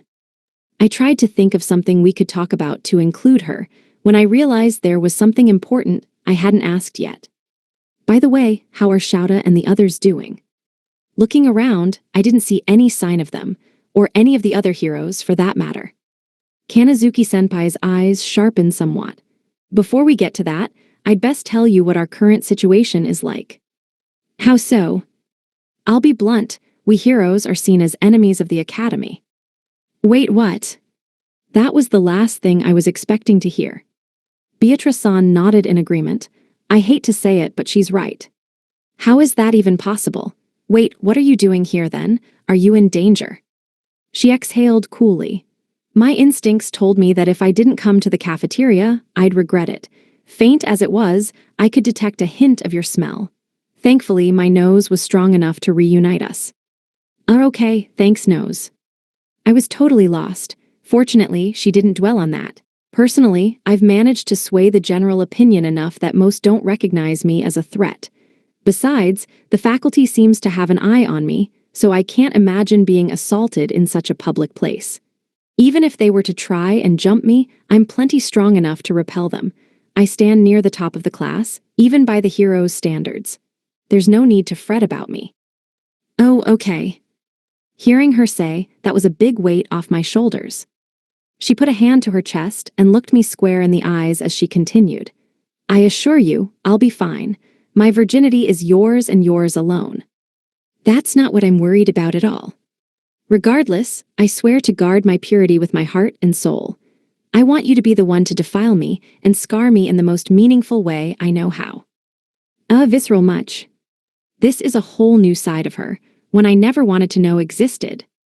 Still lacking any real resistance to innuendos, I covered my face in my hands. Why me anyways? I mean, I'd heard she had a crush on someone back on Earth, but this is just screwed up. Fortunately, Al cut in unhappily before my brain could short-circuit. So, the hell you want with Seiichi anyway? To lock him in my basement. You could at least pretend to be less horny, I moaned. Why'd she have to say that of all things? I'm starting to get scared. Kanazuki-senpai's jaw dropped in shock. Impossible, all I've ever thought about is you. You're all I have. I'd do anything you asked. No, I will do whatever you ask. Great, please be normal then. But I already am normal. Gah, I'm too late. Yeah, she's about the furthest thing from normal I can imagine. Did somebody change the definition of normal when I wasn't looking? Somebody get me a dictionary. But that doesn't matter now, she continued, regaining her composure. Yeah, it does. Now that we've finally reunited, there's something important I must tell you. What's that? She gestured at my robe. You've been using your name freely, but I've yet to see your face. Yeah, about that. I've been trying to hide what I look like as much as I can. You're free to see me, of course. You might not even recognize me if I'm not wearing my robe. Impossible. No matter what you look like now, I'd recognize you in a heartbeat. Okay, now I'm getting worried. I mean, she has a crazy sixth sense and can sniff me out in a crowded cafeteria. That's downright superhuman. More importantly, though, I must warn you to avoid the heroes at all costs. Avoid you? Why? I'd rather not involve you in our mess. She looked over at Saria and the others. Besides, you seem plenty happy as is. I haven't seen such joy on your face since before your parents passed. Yeah. I was bullied even way back then, but I was so happy with my parents that I didn't even mind that much. The last thing I want to do is destroy your newfound peace, she continued with an air of finality. Your happiness is my happiness, after all. I didn't know how to reply. That's why you must avoid the heroes, and the Kaizel Empire as a whole, for that matter, at all costs. Keep your face concealed, no matter what. Your name seems to pass as an Eastlander's, so I can't imagine anyone would assume you're from Earth. Even the other heroes wouldn't suspect you. Even Shouda and the others would be unlikely to suspect anything. I imagine they would still recognize you if you talked to them, but you look different enough to pass as a stranger. Her expression turned grave. I must emphasize that the heroes are not loved here. Of course, the principal reason is that our latent abilities were great enough that we began to denigrate the other students. We reap what we've sown. Still, I must admit I'm a lot curious as to what you look like now. Damn those heroes, damn them all to hell. You remember you're a hero too, right? You're the student council president, think of the election. She cleared her throat. Personally, I would like to spend my every living moment with you from now on, but I suppose your safety takes priority. I'll restrain myself. This may sound rude, but thank God. But wait, I asked, doesn't that mean we shouldn't be seen together like this? No need to worry. I specifically chose seats for us with minimal visibility, and more importantly, Beatrice Sensei is accompanying us. She may not teach any of the heroes' classes, but as long as I claim to be seeking guidance from her, I can't imagine anyone would grow suspicious. We've plenty of other people with us, making it harder to imagine I singled you out to talk to specifically. It should be plenty enough pretense to allay suspicion. Come to think of it, she's right. That said, I couldn't just agree to never talk to her again. Even if it's for my sake, I don't think that's enough reason to just avoid you. I'm afraid this is the one time I can't accept your request. Even if you were to approach me again, I'll simply pretend we've never met. I've already instructed Shouda and the others to do the same should they ever see you. There's no point in reaching out to your former bullies, after all. To be brutally frank, you had only a few friends worth talking to at all. Yeah. I couldn't deny that. So what if I didn't have many friends? I still had them, and that's what counts, right? And wait, how has she already talked to Shouda and the others about this when she had no way of knowing I'd be at the academy in the first place? That said, she was right. There were only a few people I was interested in talking to, anyways. It wasn't like I was afraid of getting bullied again. But there was no point in saying hi to my former tormentors, even if I could shut them down in an instant if they tried picking on me again. If Kanazuki-senpai was determined to ignore me, though that was that, I'd leave her alone. Wait, if I'm pretending to be someone else anyway, why can't I just be friends with her? Now that I knew she didn't hate me, I wasn't about to just walk the other way. But please, she continued, fret not about the heroes. I swear that as soon as I've finished my duties, I'll return to you. If you say so. She clearly wasn't going to change her mind, though. I hadn't known her since we were kids for nothing, and once she set her mind on something, she would do it, end of story. The only thing to do now was change the subject as naturally as I could. By the way, Kanazuki-senpai, I was wondering. You said you were okay coming here to eat, but where are the other heroes grabbing lunch? It was a little more forceful than I was hoping, but she probably wouldn't mind much. The heroes' lunch? The academy has it prepared separately and sent directly to their classroom. Wow, they get room service. They're sure enjoying their heroes' privileges. I think that sounds a little extreme, I said dubiously. I guess things really that bad between them and the rest of the academy. Kanazuki-senpai was the heiress of the powerful Kanazuki holdings back on Earth, so she was extremely adept at reading the mood and reading people. I wasn't about to blindly assume relations had broken down that far, but I made a mental note to not forget what she said. As my thoughts wandered, she fixed me with a pleading look. Now, since it seems we won't be seeing much of each other for a while, I'll be taking that figurine of your past self. You're not even asking. If possible, I'll also like a 1/1 scale figure. I'm not taking orders, thanks. She giggled at my distress and stood up. Well, I had best be taking my leave now. Lunch break is nearly at its end. Wait, one more thing. Remember, as soon as lunch is over, we'll be nothing more than strangers. I'm simply glad to see you're alive, no, thriving as you are. She smiled sadly. We'll meet again, I promise, and when we do, I'll be your childhood friend once more, not a hero. Without waiting for a reply, she turned around and left. I watched her as she left. It was then that I finally noticed the odd armband she was wearing. Was she always wearing that? I thought back, but I couldn't recall ever seeing it on her before. More importantly, it looked distressingly similar to the collar of subordination that Origa-chan was wearing. A shudder ran down my spine as I used analysis on it. Sure enough. Armlet of subordination.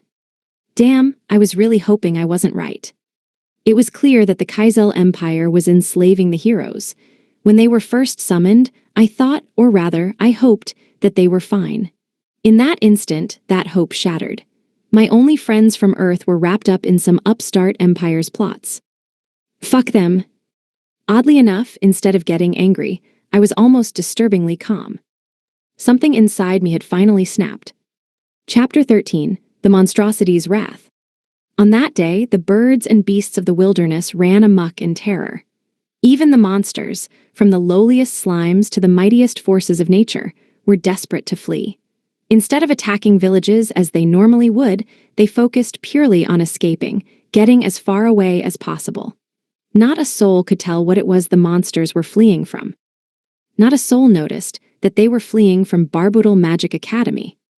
Even within the academy itself, every living thing froze in terror. Nobody was able to move a finger if they tried. It was as if death itself had laid its bony hand on their shoulder. There was no literal Grim Reaper, of course, but they could practically see a horrible something touching them, grinning at them with its unnaturally cold smile. If they tried to look at it, they knew they would die, but not a soul knew why, nor were they afforded the luxury of puzzling it out. All they knew was the primal fear of death. In that frozen hall of fear, only one person, the beast at the heart of it all, Seiichi Hiiragi, began to stalk toward its goal. What now? What do I do with all this? Whatever the hell I'm feeling. Since I'd finally come to terms with my body and past, I could feel my stats rocketing out of control thanks to my unique skill perseverance. No, I know exactly what to do now. One thing at the heart of it all was the assholes that dared harm the people closest to me, the Kaizel Empire. I'd just destroy them. I'd slaughter every last one of those fucking bastards in every cruel way I could conceive. My only regret was that I didn't know how to make them really despair. Maybe I should have taken heiress classes on sadomasochism after all. What does it matter? As they say, too little, too late. I'd have to content myself with wiping them off the face of the world. It'd be child's play to create a new spell that could do that. I would simply erase them utterly with the cruel benevolence of a god. Then, I could begin to process what they'd done to me. I imagined the utter nothingness that the Kaizel Empire would become. I stood up slowly, approaching Kanazuki-senpai. She had frozen in place for some reason, but it didn't matter why. All I had to do now was think of that distant land and say my spell's name. Seiichi. At that exact moment, someone wrapped their arms around me from behind. I slowly turned to face the person, or rather people, who had grabbed me. It's okay, Seiichi. Calm down, will ya? Master, please relax. Let's have something tasty to get our minds off things. That will make everything better. Seiichi Oniichan, no more. Al and Lulun were grabbing my arms, Saria was hugging me tight around my waist, and Origa-chan had a hold around my legs. Image summary. An anime-style image shows a man with a dark expression surrounded by 4 girls who are grabbing onto him. When I saw them, the dark emotion that had been driving me disappeared in an instant. Why are you all? I dunno, Al admitted. I just got the feeling that if I didn't stop you now, you'd regret it for sure. Regret it? For the first time, I realized just what I was trying to do. I wasn't just going to destroy the entire country. I was going to make everyone in the world forget that it existed in the first place. I was going to wipe out not only the top brass in their government, but everyone who lived there too. That was enough to snap me out of my funk completely. There's no point in using your power angry, Saria said with a relieved smile. I want you to use it like you normally do and make everyone happy. Lulun nodded. Your powers are wasted on such miserable beings, especially not in anger. Isn't that frustration making you hungry? Why don't we have another meal together? Didn't you decide to just have 3 meals a day? Besides, I'm not a meal ticket. I couldn't help but yell. And wait, how did she know I was about to go genocidal? I didn't tell anyone about that. At the sound of my shouting, a wave of relief passed through the group. Finally, that's the Seiichi I love. Damn, you could have given us some kind of warning at least. I happen to know the reason. The hell you do. I know too. How do you know? Al blurted out in shock. Both Lulun and Origa-chan pointed at Kanazuki-senpai's armband. I imagine this is the reason, Lulu explained. Origa-chan nodded. It's bad, really, really bad. Wait, what is that? Al muttered.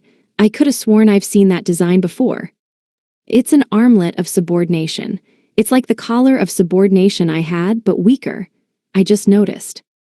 Damn, it is. Yeah, I nodded grimly. It quickly put a damper on my mood again, but I didn't lose control this time. I slowly approached her, Kanazuki-senpai. Hi, WH, what was I doing? Her brow was still slick with sweat as she looked about confusedly. For the first time, I noticed the entire room was eerily quiet except for us. Every last student either collapsed in a heap on the ground or slumped onto the table in front of them. It was an oddly chilling sight. Wait, what happened? Al snorted. Took you long enough, don't recognize your handiwork. All I could do was shake my head. I honestly had no idea what she was referring to. It happened after you got really angry, Saria explained. When you finally calmed down, everyone was so relieved they fainted. Wait, this is all because I got mad. Damn, I'm a walking nuke. I've got to keep a better lid on my emotions. What if I cry, I'll cause a flash flood? That sounds so plausible it's scary. I mean, I do have the skill pressure, but that shouldn't do anything unless I'm a crazy high level. I don't think it was a skill, Saria suggested. I think you're just so powerful that you made everyone really scared of you on an animal level. So I can knock people out just like that. I mean, I guess my stats are high enough for that, I'm okay. I'm not ever getting used to this though. Kei Kanazuki-senpai, are you sure you're okay? Yes, I think so. Didn't you feel that? It was as though the entire world was being bent to some immense will. I must admit, it was oddly pleasurable. You're clearly not okay. I had no idea how she found that at all nice, when everyone else in the room literally fainted. Is there a doctor in the cafeteria? She's clearly down bad with something. As she slowly picked herself up off the ground, I decided to get right to business. How did you get that bracelet? They were gifts to us from the Kaizel Empire. Apparently, it increases our stats. It's official then, they're to blame. From the sounds of it, all the heroes have those armlets. Fortunately, I was a lot more in control of my emotions this time, and I didn't blow up. I could probably use judgment to snipe the assholes directly responsible for the armlets, but I guess the country needs someone to lead it. I don't know the first thing about their government, so it could just make the whole empire implode. That wasn't to say I wasn't angry, of course. I had every intention of personally ripping a new one in everyone responsible for practically enslaving my friends. And I'd get my retribution one way or another. Kanazuki-senpai, I need you to listen carefully.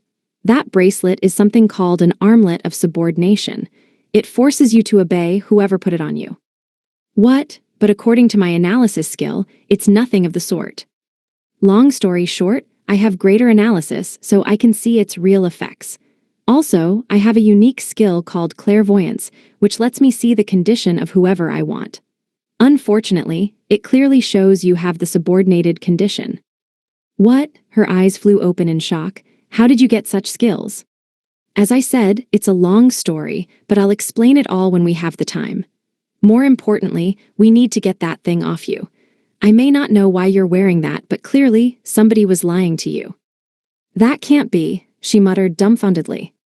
No wonder she's shocked. She thought it was helping her all this time, but it was actively harming her. Fortunately, I can take it off you, no problem. Just hold still and I'll pop it right. No, not yet. Huh. If what you say is true, then the Kaizel Empire clearly has designs for us. If we're not wearing the armlets when we return, there'll be trouble.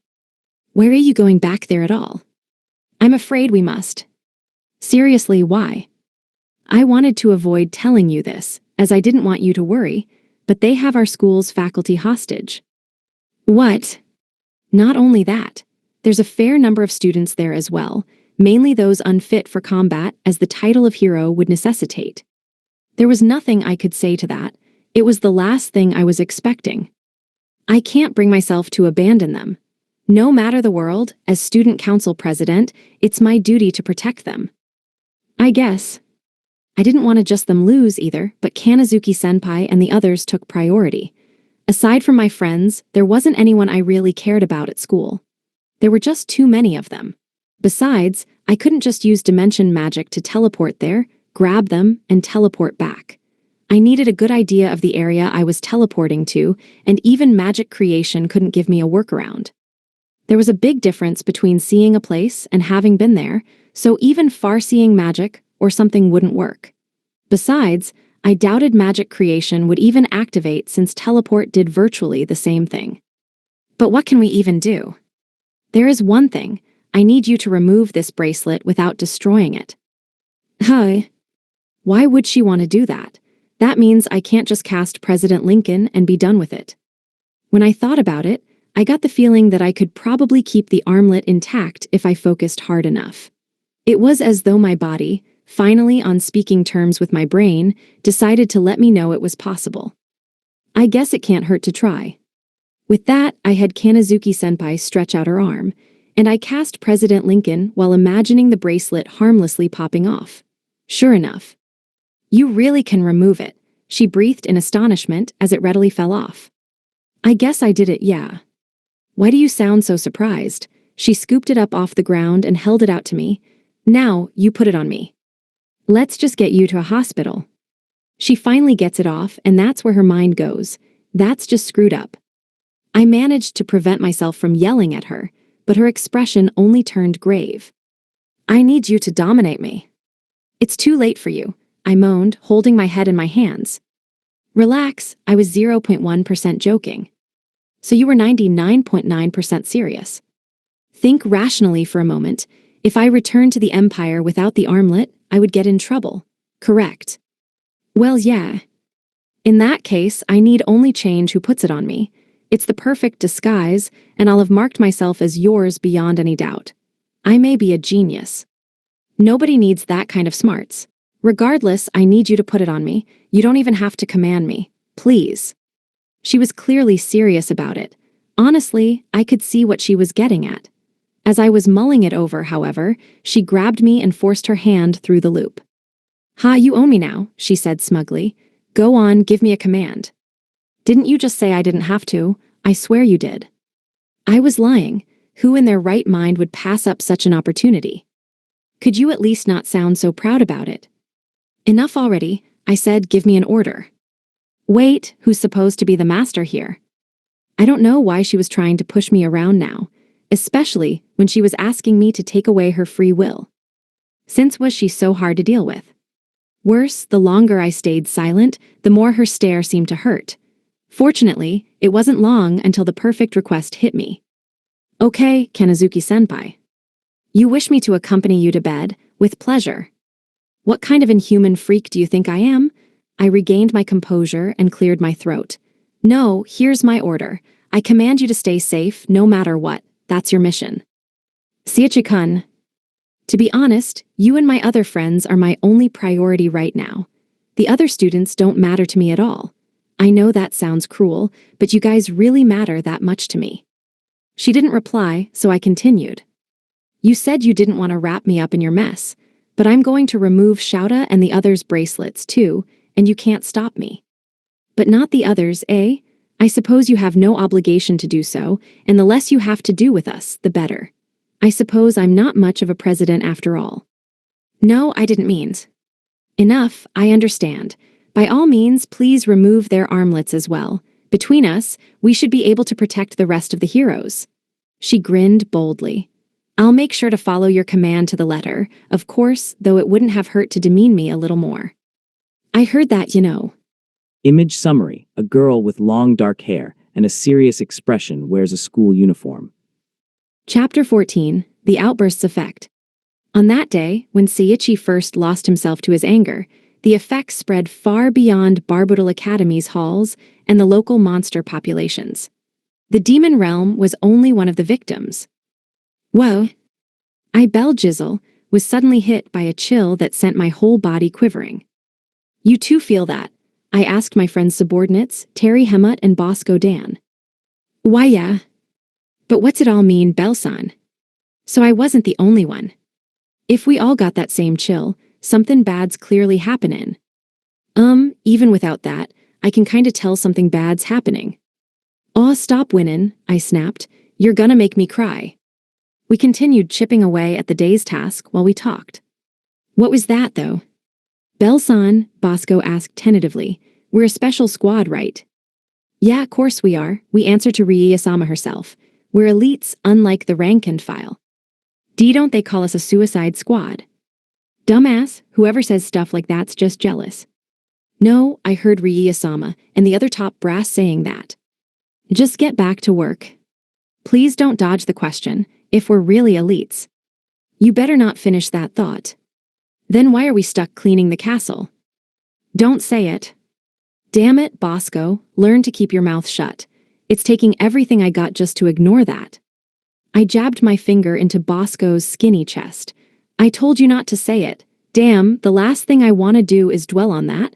I whipped around at Terry. What punishment do you think this guy deserves? Actually, I agree with him, Belsan. You too. Fuck, I thought they were my friends. Just think about it, Bosco pleaded. When's the last time we got actual orders? What are you talking about?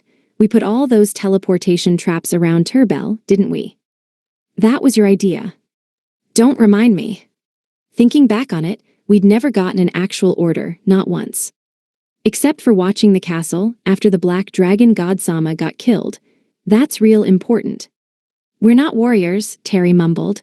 We're housemaids. See, come on, maids do good work. Don't diss the maids.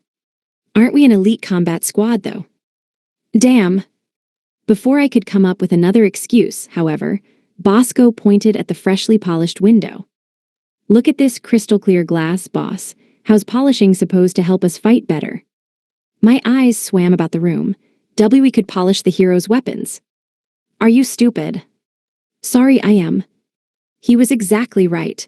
All the housework in the world would mean nothing out on the battlefield. Terry wasn't complaining, but I knew he felt the same. That didn't change our chore list, though. I took a deep breath, then shouted at the top of my lungs, "Attention!" Why, yes, sir, both Terry and Bosco squeaked, instantly straightening their backs.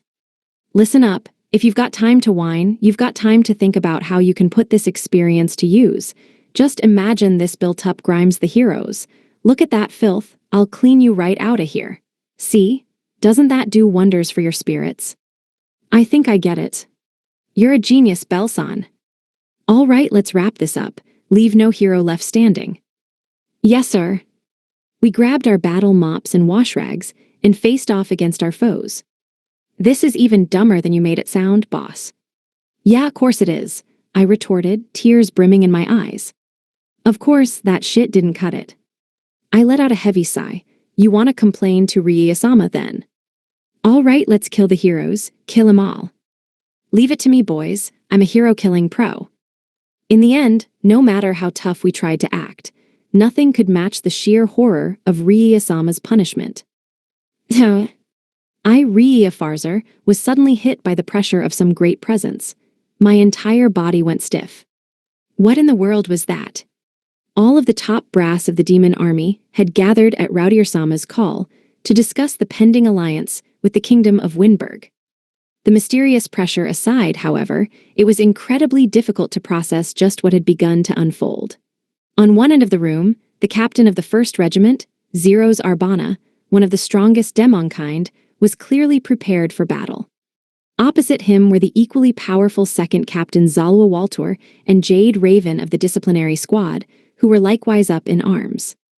Zeros was spewing that unsettling mana of his. Zalwa was already cloaked in his signature darkness, and Jade's luminescent mana was lighting up his surroundings. I had scarcely seen them so prepared to unleash their full power, but that wasn't what took me by surprise. No, it was the fear in their eyes that did it. What was that? Asked Zeros warily. The hell should I know, you dumbass gecko? Oh, honestly, you too. They clearly weren't shaken speechless, but they were the only ones capable of even that.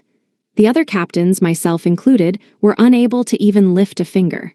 Even Ria seemed petrified, and well, I could see the whites of his eyes clear as day. He'd clearly fainted. Do you suppose Raudir-sama is all right? Zeros asked seriously, with a furtive glance at her red door. Course she is, Zalwa snorted. Whatever the hell that power was, it was a long-ass way from here.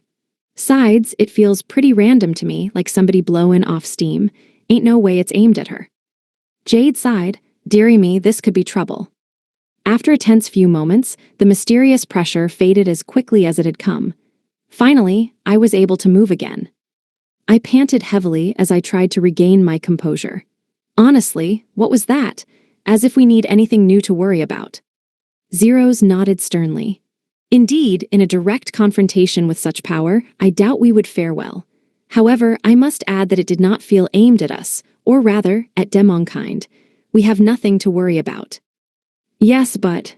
Don't you ever shut up, Zalwa snapped. It ain't gonna hurt us, can't you be happy about that? I shut my mouth, but I wasn't strong enough to feel reassured, nor dense enough to forget it so easily. Perhaps I should send Bell and his team to investigate. It'll be dangerous, certainly, but I'm not worried about them.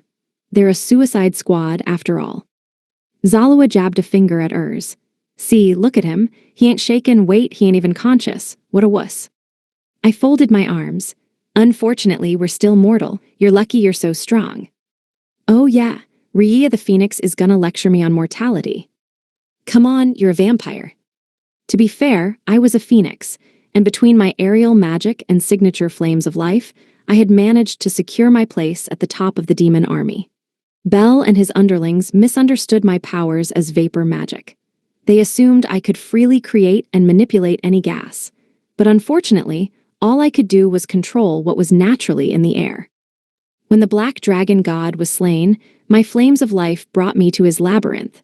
With them, I could heal any wound short of death with time, but that regrettably didn't extend to removing seals or other unpleasant effects. If I could dispel seals, though, I could bring Raudir-sama's father back to us. Her father, the Demon King, had been sealed away many years ago now.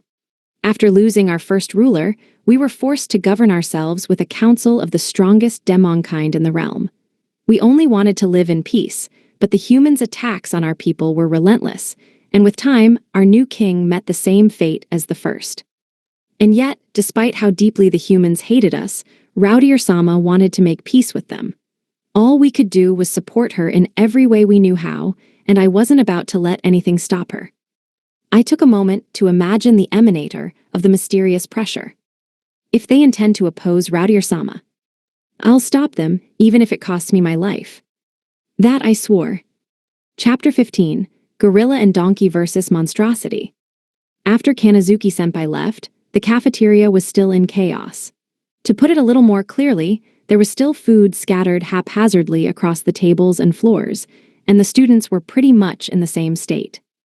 This really is a mess. I'm surprised Kanazuki-senpai could just stroll out like it was the most natural thing in the world. To be fair, though, it's all my fault. Man, am I feeling guilty now. Eventually, everyone started to come to their senses. After some confusion about what exactly had happened, they cleaned up the mess. Some of the more unfortunate students were still face down in their soup, however. They didn't drown or anything, right? None of them had any way of knowing that I was responsible, however, so it ended up being our little secret. I was somewhat glad that nobody bothered looking into it more. But at the same time, I doubted that such a serious issue should be written off so easily. Eventually, when Beatrice-san had finally woken up, we all headed back out to the training ground for Saria and Lulun's mock combat against me. Upon our arrival, I noticed that my class was the only one there. "D-damn," Agnos muttered. "The hell was that? I've never woken up face first in the washroom sink before." Blood raised an eyebrow. "I'm not convinced your face even made contact. What with that ridiculous hair of yours?" "What, you talking about my smockin' hot pompadour? This bad boy's half steel hard, half cloudy soft. It bent nice and out of the way of my faceplate and sprung right back when I woke up. I don't think it's supposed to work like that. Sorry about that, guys." Saria, on the other hand, was bubbling with sheer excitement. "I haven't fought you in forever, Seiichi. During our first fight, I'd totally gotten my ass handed to me, so I was curious to see how I'd do this time. More than that, though, I was dying to know how strong Lulun really was. When we were fighting off the monster horde attacking Turbel, she was able to send a whole pack flying with one kick. I glanced at her to see how she was feeling, but surprisingly, she seemed shaken. But I couldn't possibly raise a hand to you, Master. But we've kinda gotta do this. Wait, I never asked your opinion on this, did I? I'm your protector. It's against my noble missive to fight you. Okay, how about this? After this, I'll take you to grab some food. I'll gladly face you in combat." Damn, your loyalty's cheap. Not like that's a surprise. Apparently, a small town was within the academy's walls, so taking Lulun there would sate her hunger and my curiosity. With that, I squared off against Saria and Lulun. Saria puffed out her chest. "I'm way stronger than last time we fought, Seiichi. Get ready. For food, Master, I will gladly cut you down. Prepare yourself." Lulun aside, Saria's claim deeply intrigued me. She had fought with the rest of the Turbel Guild in defending the town from monsters at least as strong as her, so it made sense that she'd be at a higher level now, at the very least. "Is that so? I can't wait," I grinned at them, putting on a strong front. After a tense standoff, Beatrice-san's voice rang out across the grounds. "Are you ready? In that case, begin." "Here I come, Seiichi." As soon as Beatrice-san gave the signal, Saria crossed her arms in front of her chest in an X shape. I didn't recognize that motion, so I instantly tensed up. "Get ready for my new power." "And new power? Did she get a strong new skill or something?" I watched her cautiously, making sure not to let Lulun out of my sight. And then, Saria uncrossed her arms, unleashing her technique. Me make only face gorilla. She was perfectly unchanged, except for her face. Her face, as she said, was unmistakably that of her gorilla form. Okay, seriously, who's this kind of screwed up fan service even for? This is the gorilla in only a button-up all over again. Seeing that face on her hot human body is just so weird. It's like seeing Photoshop work right before my eyes. Gorillashop? Who cares? Before me need transform body, use gorilla strength. Now me transform only face, full power. How about you at least try to care about how you look? You're a girl, aren't you? Hey, me no understand. This normal. No, this not normal, Saria. Oh, me too hot, Seiichi embarrassed. Say sooner next time, you so shy. Nina. Sure enough, Gorilla Saria or Goria hadn't changed a bit. How is she even jumping to these conclusions? Honestly, I should be taking notes, and I'm practically known for my positivity. Hats off to her, I guess. And why does she act so differently from Goria? She could learn a little modesty in this form. Me attack now, flash arm.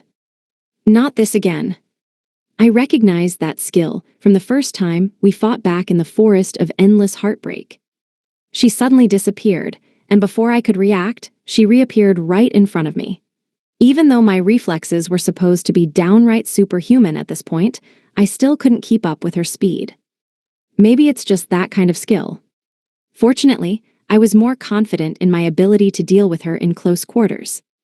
She unleashed a high-speed punch at me, but I was ready. I sidestepped to flank her, aiming a roundhouse kick at her back.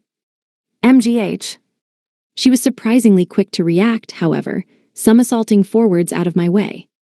I wish she wouldn't roll like that in her skirt. I mean, it's a fight, so obviously she shouldn't let something like that bother her, but if she's going to be so careless, she may as well just wear pants or something. As I was getting distracted, I heard Lulun's voice from behind me. Engard food. Why's that your battle cry? I whipped around to face her, but surprisingly enough, her kick was every bit as fast as Saria's. Okay, Saria, I get it. She's a monster. But how is a donkey's kick this stupidly fast? Are donkeys that much stronger than humans in this world? I mean, sure, I found her at a monster store, and she was kicking the shopkeeper bounces around like a ragdoll, but this is ridiculous. Fortunately, it wasn't anything I couldn't handle, and I didn't doubt for a second that I could dodge her attack. Just like with Saria's attack, I nimbly ducked out of the way, and placing a hand on her extended leg, I flipped her backward. Yuag, she yelped as she tumbled backward. Again, this is why girls shouldn't wear skirts too. Wait, never mind, she's wearing pants. Sorry. At that moment, however, I caught Saria out of the corner of my eye, winding up for another attack. Relax, bad, fistfighter's flurry. Whoa. I didn't know if it was a new skill or a secret technique, but her fist began glowing red with some kind of energy as she unleashed a vicious barrage of heavy punches. MGH, MGH, MGH. Film. Every one of her blows left craters and furrows in the ground from the sheer strength and speed of her attacks, and all I could manage to do was dodge and stare in shock. Is she trying to kill me? I mean, that's power-up energy worthy of the king of the sea bandits. Are we even allowed to carve up school facilities like this? I glanced over at Beatrice-san and the rest of the class. They all seemed baffled at the intensity of our fight, but I could see a very different kind of horror in Beatrice-san's eyes. How much will this cost to replace? She mouthed dazedly. Stop, Saria, stop. Nope, no way, no good. I mean, how much does this place cost? Am I going to have to pay for it? I mean, I have enough gold to pay for it, but this isn't doing great for my mental health. She stopped attacking and gave me a quizzical look. What? Seiichi, wanna stop dodging, get hit. Never mind, let's continue. Why would I let her punch me? That's worse than vandalizing school property. I'd much rather pay damages. Is it just me, or is she showing the same ruthlessness she did back in the forest of endless heartbreak? I'm never mocking her animal instincts again. I got an odd feeling as I was recoiling from Saria's offer. I could only describe it as my sixth sense. I jumped backward just in time for a wave of pure force to tear through the air where I just was. Following the wave back to its source, I spotted Lulun. KH, what ferocious perception, master. I was sure it was the perfect sneak attack. No, I didn't spot you or anything. If my sixth sense hadn't chosen that exact moment to kick in for me, I would have gotten hit for sure. It was probably thanks to having finally reconciled my body and mind. Saria and Lulun put some distance between them and me before launching their respective attacks in vicious unison. Flash arm. Saria had clearly gotten stronger, just like she said, and Lulun was startlingly powerful in her own right. I thought I was doing well for myself by carefully controlling all my skills. The training battles had taught me a lot. But I think it's time to wrap this up. I felt positively relaxed as I caught their respective fist and leg with one hand each. MGH. What? As they widened their eyes in shock, I began to spin them around me. What? Even as they began to panic, I only sped up my revolution. I wasn't even going at top speed, but I'd somehow formed a twister around me, sending dirt and debris flying as I began to take off. Realizing that this wasn't a great situation to be in, I hurriedly slowed down. eventually putting them both to rest on the ground. Me head spin. Erg, why are there such tasty-looking birdies circling my head? It was clear that neither was in any condition to fight now. To seal my victory, I drew white for the first time that combat and tapped them both lightly on the neck. Looks like I won, I said with a grin, relishing every second of my long-awaited win against Saria. Beatrice-san finally seemed to come to her senses. Gicha-sensei wins. Hugh, sorry, I guess I got a little carried.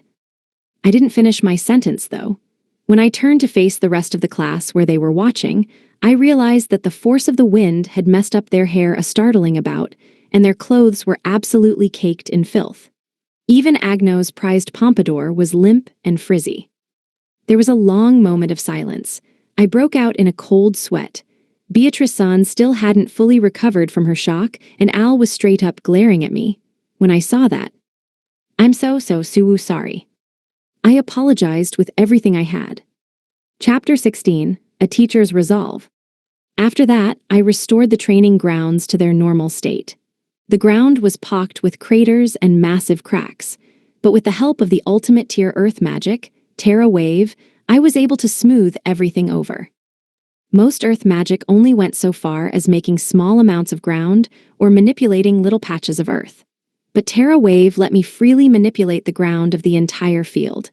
I was still using the absolute minimum amount of power, of course. While I was morbidly curious about the area I could manipulate with my full strength, I was far too scared to attempt it. Nonetheless, I'd been casting almost nothing but spells I'd made myself with magic creation, and it was nice to cast some regular earth magic for once. Terra Wave did a great job of cleaning up, too, although Beatrice-san once again looked at me like I was an alien. Well, at least it's all over. End of story. With that, all that remained was to use wash to clean up the students' clothes and head back to class. Man, everyday magic is awesome. Even as we returned to class, the students still seemed shocked. Beatrice-san approached the podium and addressed them. I believe that Seiichi-sensei now has an appropriate understanding of how strong you all are. On top of that, I believe we've gotten an idea of his strength. Everyone except for Saria and Lulun began nodding gravely. They don't have to be so grave about it, though I guess I can't argue with them. I didn't exactly show them my hand, though. I was seriously holding back, even against Saria and Lulun. That was pretty monstrous in and of itself, though, so I just kept my mouth shut. You're all full of possibilities, Beatrice-san said warmly. I was unable to draw out your full strengths, but I'm sure Seiichi-san will succeed where I came up short. I hope you'll all continue to give him your best. An odd gloom descended over the class. Except for Saria, Lulun, and Berard, each of them had despair on their faces, clear as day. None of them believed in their own strength anymore, it seemed. Even Agnos was depressed, which I didn't think was possible after seeing him bomb his test. This isn't good. They say that hard work always pays off, but I didn't believe it was quite that simple. Sure, you could make some great progress on most things as long as they weren't literally impossible, and natural talent could give you a bigger leg up if you were lucky. The only real difference between the so-called geniuses and normal people was that the former intuitively knew how to overcome the barriers in their way. All that was needed to remove that gap was that knowledge. With it, I believed anyone could be great. Most people who gave up early or decided there was no way to improve further just didn't know there was a knack at all. The thought was just a little too depressing for me to swallow. I wanted to turn effort into results as efficiently as possible. It was the best way to tell how much energy that person was putting into it. I'm probably the worst person to go on about effort and the like, though. All my strength is from a bunch of fruits I accidentally ate. Still, I like to think it took a lot of effort to accept myself and a lot of effort to accept a gorilla as my wife. It's all thanks to that hard work that I can puff out my chest with pride and say I love Saria. On top of that, I could see that everyone in the class definitely had the potential to use magic. They just hadn't figured out how to do it. There was a chance that everyone in the world had the potential to use magic. After all, everyone had mana, so even if they had no elemental proficiency or anything, there was still the attribute-less null magic. If they couldn't even do that, they had to be approaching it wrong.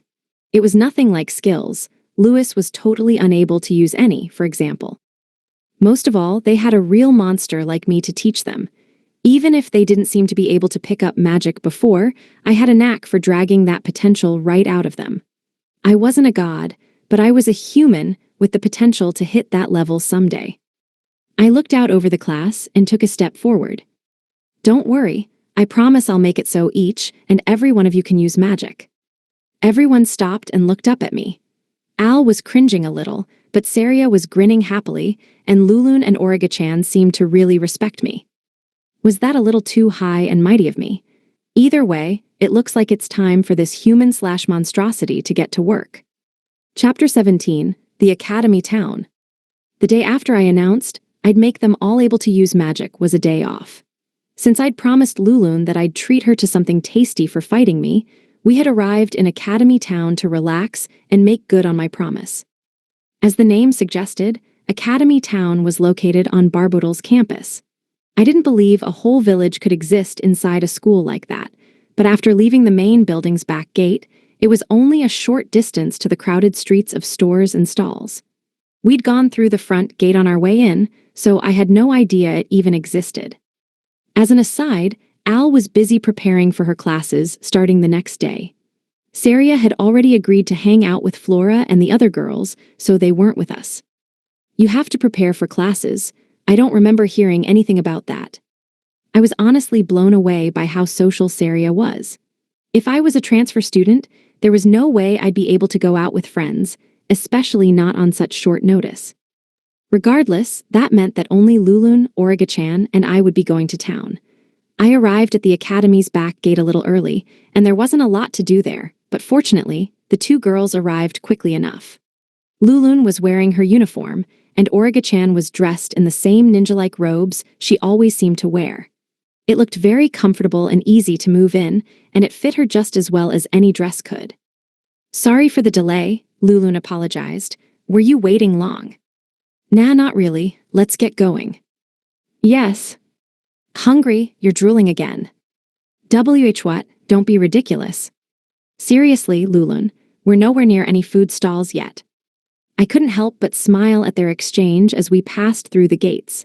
Sure enough, we came across the Academy Town before long. It was full of students enjoying their day off, as well as villagers from the nearby villages, making it feel just like Turbel. One of the interesting things about it was that nobody lived there.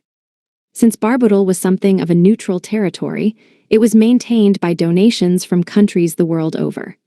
Merchants were similarly invited from all over and received special academy permits to run the place.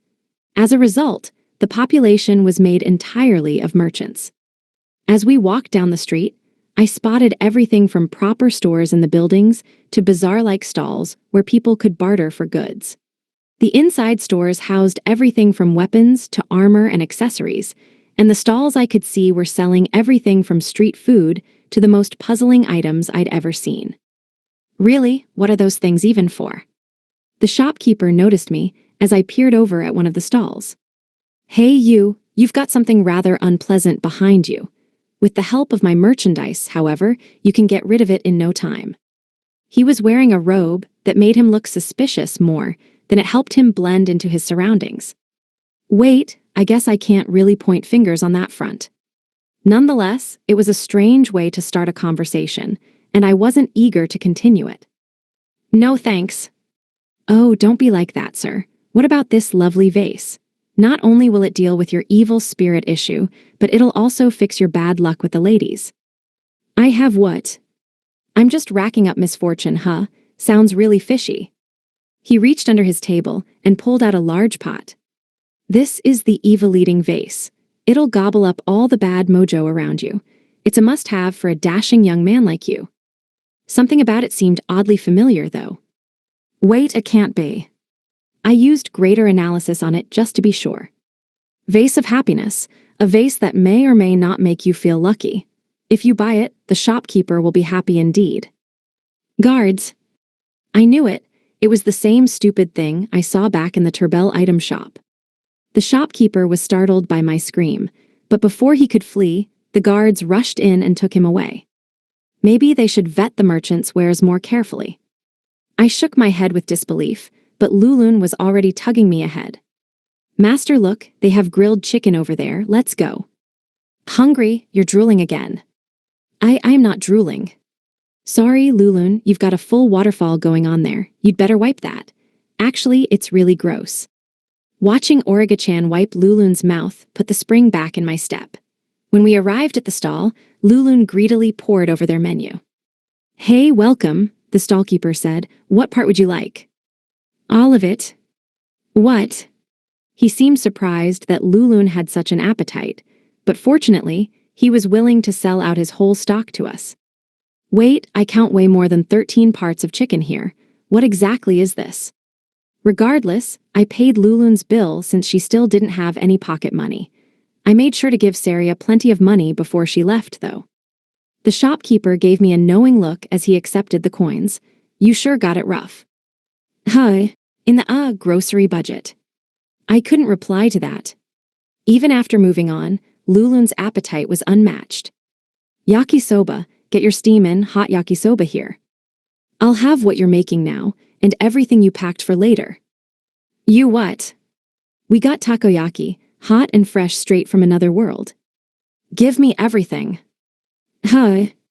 Welcome, we have plenty of. Whatever it is, I want all of it. In time, Lulun had eaten literally all the food in sight.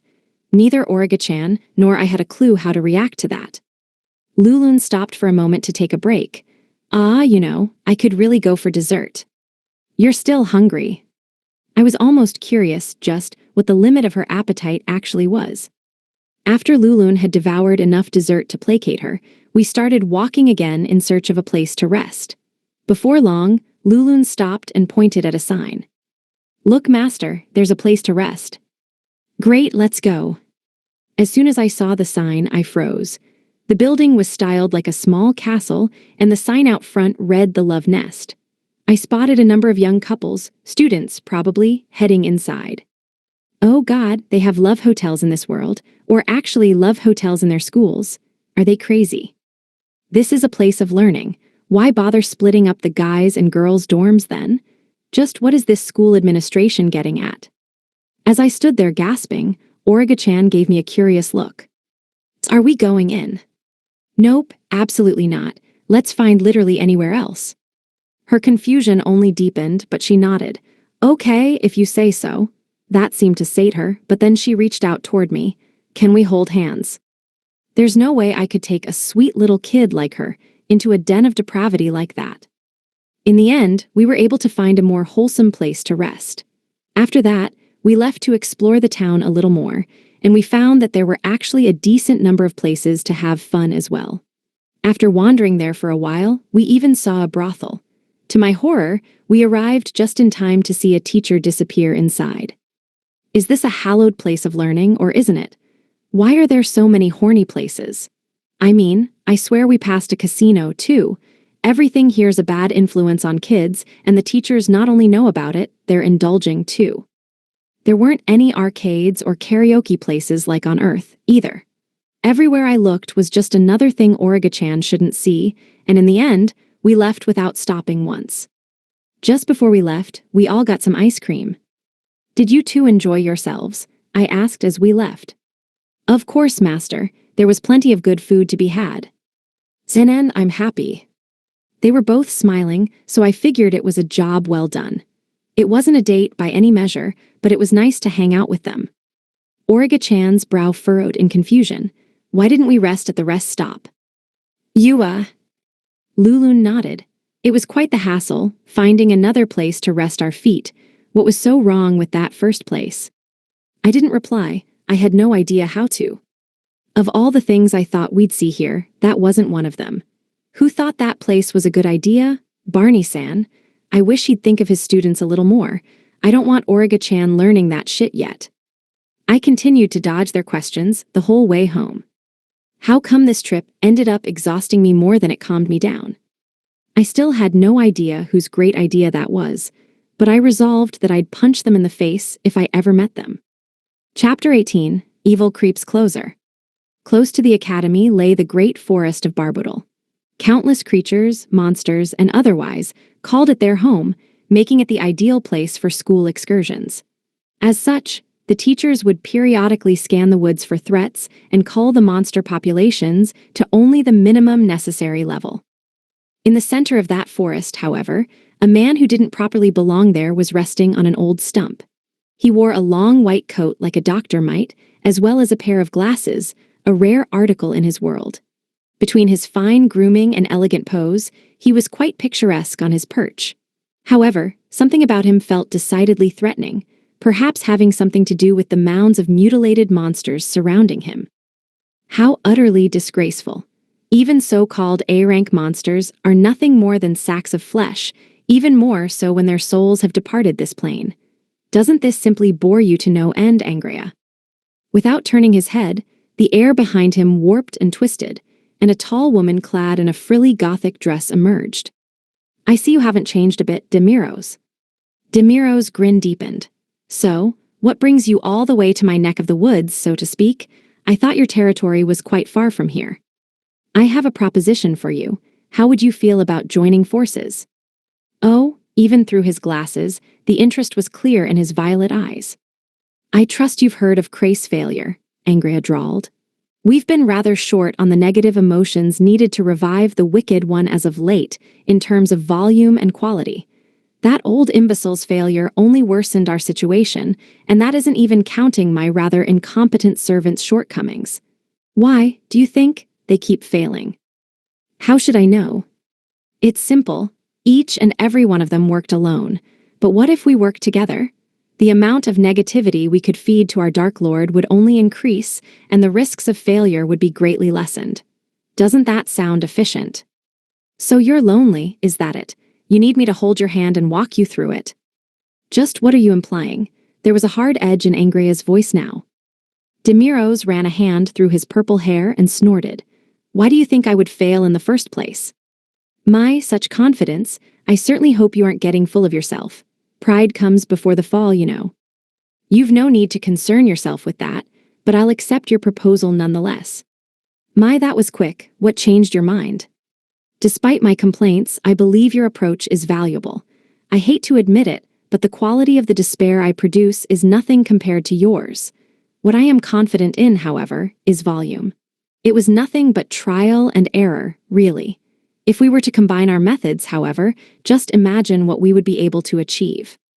You're always so difficult, she sighed. Couldn't you have just agreed in the beginning? He cackled. Ha ha ha ha, impossible, I'm afraid. I'm twisted to my core. Nonetheless, I look forward to our collaboration.